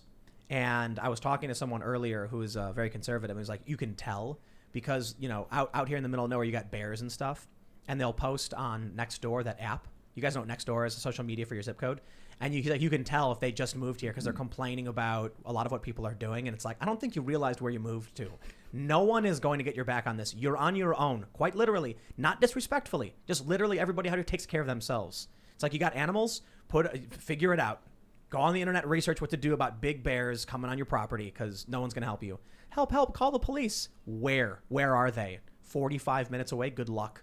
Yeah, Florida's like another country when you go down there. I mean, I think DeSantis is going to be a contender in 24 just in a big part, and a big reason of that is because of the way he responded to COVID. Yep. Jason Stanek says, hi, Tim and Co. I'm just some random guy that registered with the FEC and ran a pathetic campaign for president. Thought you might want to check out my crappy website before I take it down next week. My username.com buy. So Jason Stanek 2020 is his name. Let's see here. Louis Cintron says Poland has a pending contract with Raytheon. Don't forget who just joined the cabinet. So does that mean they're going to bend the knee? I don't know. Daniel Nelson says, I think if Parler taught us anything, it's that when given the opportunity to speak freely, people will take that opportunity. I personally took a few jokes too far on there. I'll own up to it. Definitely. I think there is a real problem with online anonymity. It is a serious challenge, though. There are dissidents who face persecution and prosecution in their horrifying dictatorships if they find out who's saying these things. At the same time, there are people who will never be held accountable for saying really disgusting and awful things, and they just love being nasty. We really did build a culture of being awful people on the internet. It kind of bums me out. We didn't build it. The algorithms incentivized it. No. I'm talking about going back to CompuServe and bulletin board systems. I think people are... AOL. I've changed my view on this. People can be nasty when they're anonymous, but actually I think they're nastier when they have a face and a name behind it, because then you've got the virtue signaling incentive. I'm going to condemn these people and my reputation will go up. An ego to defend it. Okay, this one might be controversial. You ready for something controversial? Mm-hmm. Raf Meinster says, Mr. Bokhari, how was ghostwriting Milo's book like? Interesting. Is that true? I mean, you'd have to look into it and read the reports. Oh, is that what they're claiming? I don't know. That's why I said maybe it's controversial. Interesting. We'll leave it there then. Colin Keehee says, I don't know if I'm just out of the loop, but it seems like Parler came out of nowhere. The first I'd ever heard of alt tech was Styx, and he was talking about Gab Mines and BitChute, but never Parler. That's true. I don't understand why Parler became the go-to app. Gab already existed. It had a lot of mainline Republican support, a lot of big donors, but they also did a lot of KYC where you needed a phone number to join, and they admittedly worked with the police on many investigations as well. Interesting. Gareth Green says, further, is there another one I'm missing from you, Gareth? This is the problem with segmented. There we go. Gareth says, Tim, you need to understand that regulations violate individual rights. Corporations are legally individuals, and big tech regulations are against everything the GOP stands for. Regulations are fascism. I disagree. It's like there's a certain level of too much power for government and too much power for corporations. A regulation is not necessarily, in and of itself, too much power. If it's restricting access because it's holding something back, I think I'm totally in favor of that. I don't know if you guys want to disagree. No, I agree. I mean, Aristotle's cycle of regimes, it's amazing how it happens to almost every republic. It descends into oligarchy. Yep. Gareth Green says, further, your whole thing about tech suppression will destroy dissent and competition forever is incredibly short-sighted because it only creates a market for competition. And moreover, you forget how new social media is. The free market will crush them in time. How's Parler doing? I mean, Gab's doing well because they're building the entire infrastructure, even their own browsers and their own phones. But they have gone after every competitor and tried to suppress them. And it's not just that. YouTube uses its subsidy from Google to suppress any video competition. The one thing that really props up YouTube is the ability to make money. The one reason you can make money is because YouTube is subsidizing it to make sure no one else can emerge in the space. There are other platforms that have tried to make money for people, but they just don't make enough. And so people don't use them. Let's see. Robert Pointer says, hey, went to timcast.com today and became a member. Love what you do. Keep it up. Yes. And you can become a member too, because Timcast IRL is great. I don't know. What is it saying? That's true. Is good, but it can be better with members-only content. I'm going to use that line. I like that. Yeah. Wonder Woman 1984 was pretty bad, but that meme is pretty good of Pedro Pascal saying, life is good, but it can be better. So that's a good meme to use. I'm going to use that one. All right, let's see what else we got here. Gareth Green says, the Queen has more power behind the scenes than anyone know. She has an audience with the Prime Minister every week, and no one knows what goes on between them. My idea is that instead of chief executive, the monarch could be the head of the judiciary. Interesting. I don't know, you're British, right? You have an opinion on that? I've never heard that theory before. She does have the meeting every week with the Prime Minister, and it's true, no one really knows what is discussed there. Oh, this is a really... Sometimes, there are leaks, and there's the whole Netflix theories where they, fictionalized it. We have a very, very important one. Tom Drolet says, simping for Ian. Stay real, brother. Ooh. Yo, homie. Dad teaches, and words to my son says, holy hell, Ian, have some chicken noodle soup and vitamin C and lots of water. Oh, okay. Thank you. Supportive. Odysseus Horse says, Ian, we had a national bank. When President Jackson, who was against centralized banking, proposed shutting it down, the bank threatened to collapse the economy. Well, they threatened the wrong man. Yeah, didn't he like nuke him? And He shut down the greenback or whatever? The second I wouldn't mess with central Jackson. bank, and they tried to shoot him. They did shoot him. Wow, what? Jeez. Yeah, he got assassination attempt when he tried to shut down the second central bank. Wow. And it was a span of 20 years that they shut the big bank down, and that's why they put him on the $20 bill allegedly. Oh, really? Yeah. I should That was look like a into smack all in the that. face. Yes. Double check that. But I'm pretty sure. Last week was unprecedented political violence, never before in American history. Yeah, never happened. Yeah. Never happened. Yeah, it was actually, that story about that one guy, what was his name? Alexander Hamilton? Yeah, totally made up. Never happened. Dueling? Not a thing. Yeah. Just this country? No. Yeah. Last summer didn't happen. Yeah. Yeah, no. Yeah, Black Lives Matter? Just something your parents made up to scare you before bed. Make sure you don't break the rules. All right, let's see. Christian McHatton says, if you rewatch Catch Me If You Can, the banking scene where he goes in as a grifter and gets denied, then goes back in as a pilot and commands the authority to cash his checks. Authority lies where people believe it resides. That's right. Absolutely true. That's why I ate for free a lot with my press card. Yeah. Walking into places like, oh, he's got a press card. We're scared of him. Works. TJ Pfister says, this is One Flew Over the Cuckoo's Nest. Trump is Jack Nicholson walking into the asylum. It culminates with the party, the DC riot. Now Nurse Ratchet has shut it all down and forcing us to take our pills to make us behave. Didn't he break out the window and then run away with his No, pills? that was his friend. He got lobotomized. Oh, Oh, that's nice. Great. oh man. Jordan Moeller says, Tim Pool, who has $10 a month to spend on basically what we're getting for free, let alone $1,000 a month? Grifter. Shame. Oh, shame. Is that a real How much did you comment? spend on that super chat? $10? $5. Oh, $5. Thank okay. you for your money. Yeah. The website isn't just going to be nothing. We're going to have exclusive live streams and behind the scenes access and, segments and interviews. We literally launched it on Monday. So it's we just put it up. I put it up and we're actually going to do events too. So who has $10 a month? Well, if you don't, you don't then watch the show Did you for ever free. see that Twitch girl who was telling people to subscribe to her channel? I mean, it's just. She was wretched. like, "You're not giving me money." Yeah, she's like, we do the show. You are. I don't even want to. This is what I love about the what she was future. saying. This show is free. It's free on all podcast platforms. Yep. It is free to watch live. You can comment in the chat section and do all that stuff. And then we're going to have a members only space with extra stuff. So it's you get a free show. I don't, you know, Still people get are that. you know, Discounts well, on here's the merch. point. Yeah. I actually saying. I wanted to have a 5,000, a 10,000, a 30,000, a 50, a 100, because if you don't ask, the answer is always no. It's true. Right? So you throw it out there and then see if someone throws a bunch of crazy money at you for some reason, which they usually they basically don't. Didn't But you know, someone whatever. send like $10 million in Bitcoin to that one guy? They did. That Now everyone I can't wants on get the it. show? 220. What's No. his name? No. No? I thought that. They sent I quite a don't bit. know. They said quite a bit of Bitcoin. I'm not sure how much exactly.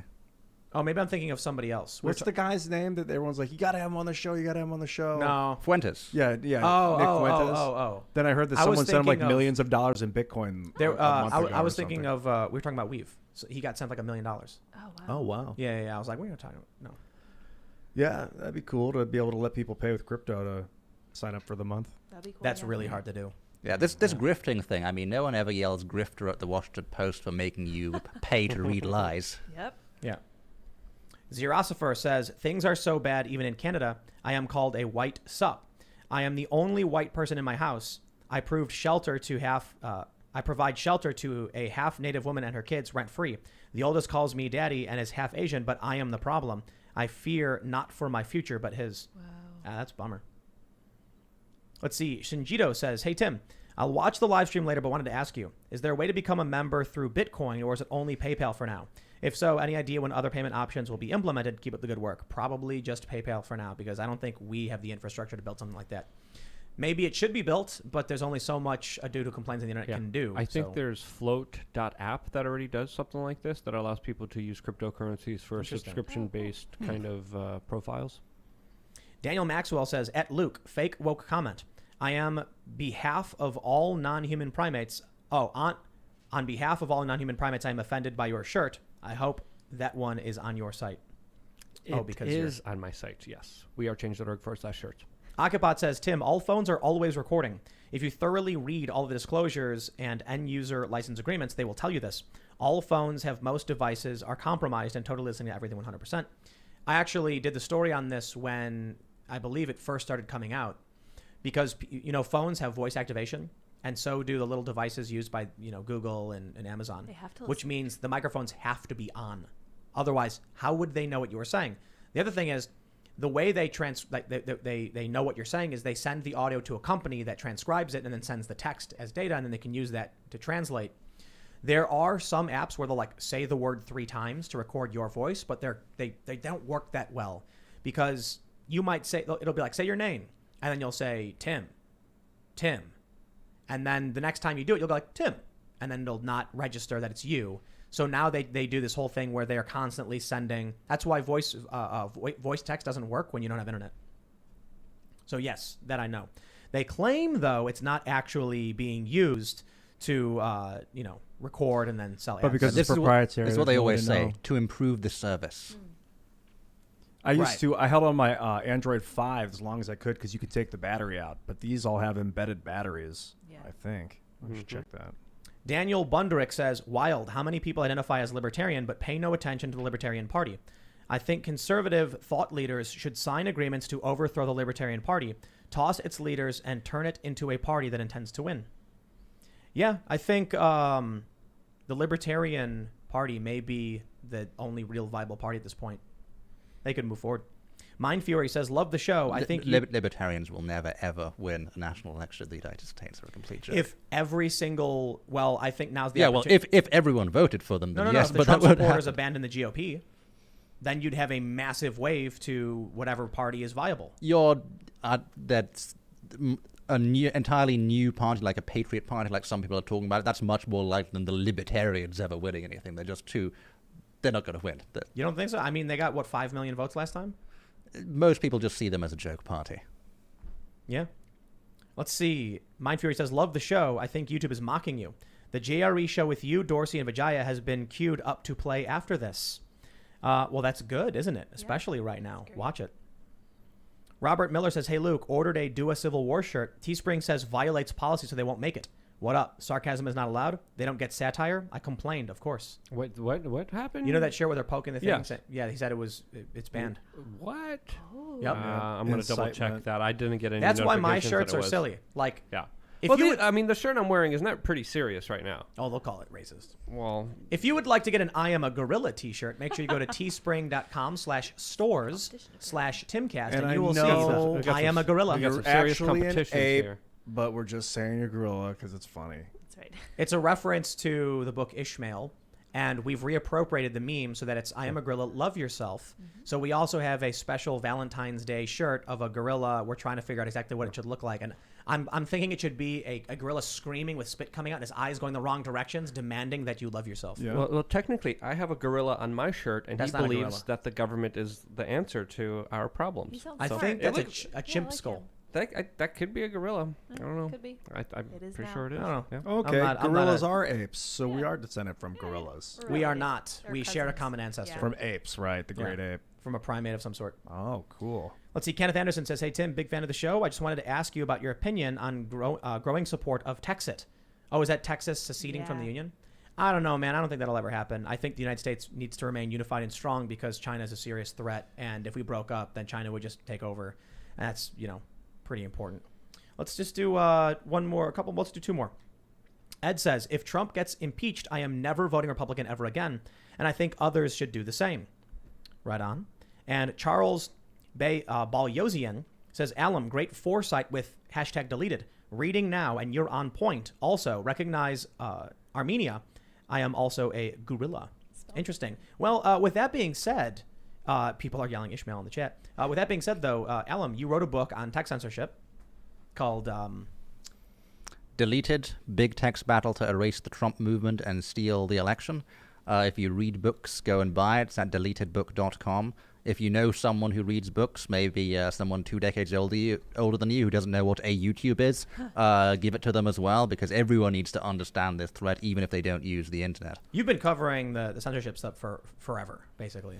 Like you Essentially, mentioned, the yes. comment section. Since 2015, since before anyone figured out it was going to be a problem, Breitbart News did, because we saw how hostile the left had become to free speech, and we saw the internet as the greatest platform for free speech.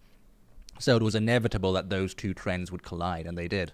Right on, man. Well, thanks for hanging out tonight. Do you want to mention any other social media or anything? Yeah, thanks for having me on, Tim. I'm still on Twitter for now. Haven't been banned yet. At Libertarian Blue, a legacy from when I didn't think libertarians were a joke. but you can't change your handle these days without getting de-verified, and you need that blue check more than ever if you don't want to be shadow banned. You can also find me on Gab at AB, and until recently, you could AB? at AB. Got one of those nice short Nice. handles. Early adopter, and until recently, you could find me on Parler at Allum B, and maybe when they come back, you can find me there again. And obviously, We'll see. go to Breitbart News if you want the latest tech news articles. Right on. Of course, Luke's hanging out. Yeah, my independent media channel is We Are Change on YouTube. And if you believe the government is the answer to our problems, this shirt is not for you, and you should not go to wearechange.org/shirts to get one yourself. That would also support my efforts here on this show. So don't do that. Remember, do as you're told. Right Unless on. you're a gorilla. Yes. Ian, Are I you- hear you have social media. Are you a gorilla? Have you bought a I Am a Gorilla shirt? Yes, I do have social media, Tim. At Ian Crossland, I pretty much have cornerstoned all the social networks, except I don't know if I'm on Gab yet. I might be, but I'm on YouTube, Twitter, Facebook, Instagram, and Minds. Come follow me on Minds. I co-founded that. We barely talked about Minds today, but along the lines with Gab and Parler, it's free software social network that MINDS.com. DS, yeah, Yes. Minds. That's right. And don't forget, you can follow at Sour Patch Lids, who's pressing all the buttons. You can. I am. This is true. I am right now only on Twitter since Parler is gone. My handle is Sour Patch Lids, LYDS. And then when I get on Gab, I think I'm going to have my handle be the same. So I think I'll do that today. Wonderful. And of course, if you haven't already, smash the like button, subscribe, hit the notification bell. And if you would like to protect us from big tech censorship, we've got a lot of stuff in the works. You can go to timcast.com, become a member to get exclusive members-only content, which will be coming soon. There are also some issues people are having with logins, so just bear with us as we're getting everything ramped up. But my goal, I should say this, is if we can get a dedicated and large enough support base from members, we will be totally insulated and free from any threats of real censorship. You know, I've had timcast.com for some time, and it was just like, hey, donate if you want to. And I really decided to lean into this because, more importantly, many successful podcasts thrive only off of their core users and members and those who really support the show. And that allows them that protection and that freedom. And, they don't have to worry about getting banned from YouTube. I'm hoping that we can reach that level. What that means is, if you are a member, the exclusive content you will get will probably be a bit more bombastic, and the uncensored access to some of these segments with some of our guests, which we'll start producing soon. And again, we're also going to have in-person live events for very small crews. So the goal is we're going to have like comedians and political commentators and pundits, musicians doing shows on site, and a small select group of members will, we're going to put out an email saying tickets are available, first come, first served. But then the events will be live streamed, and we'll do special member access streams and interviews and things like that. So we have a big plan in the works to get this, up and running and just more than what it is now. And we could use your support. So again, timcast.com. Don't forget to, like I said, like, share, and subscribe. You can follow me on Twitter, Instagram, and Minds at Timcast. You can check out my other channels, youtube.com/Timcast and youtube.com/TimcastNews. We will be back tomorrow at 8 p.m. live. Thank you all so much for hanging out, and we will see you all then. Bye, guys.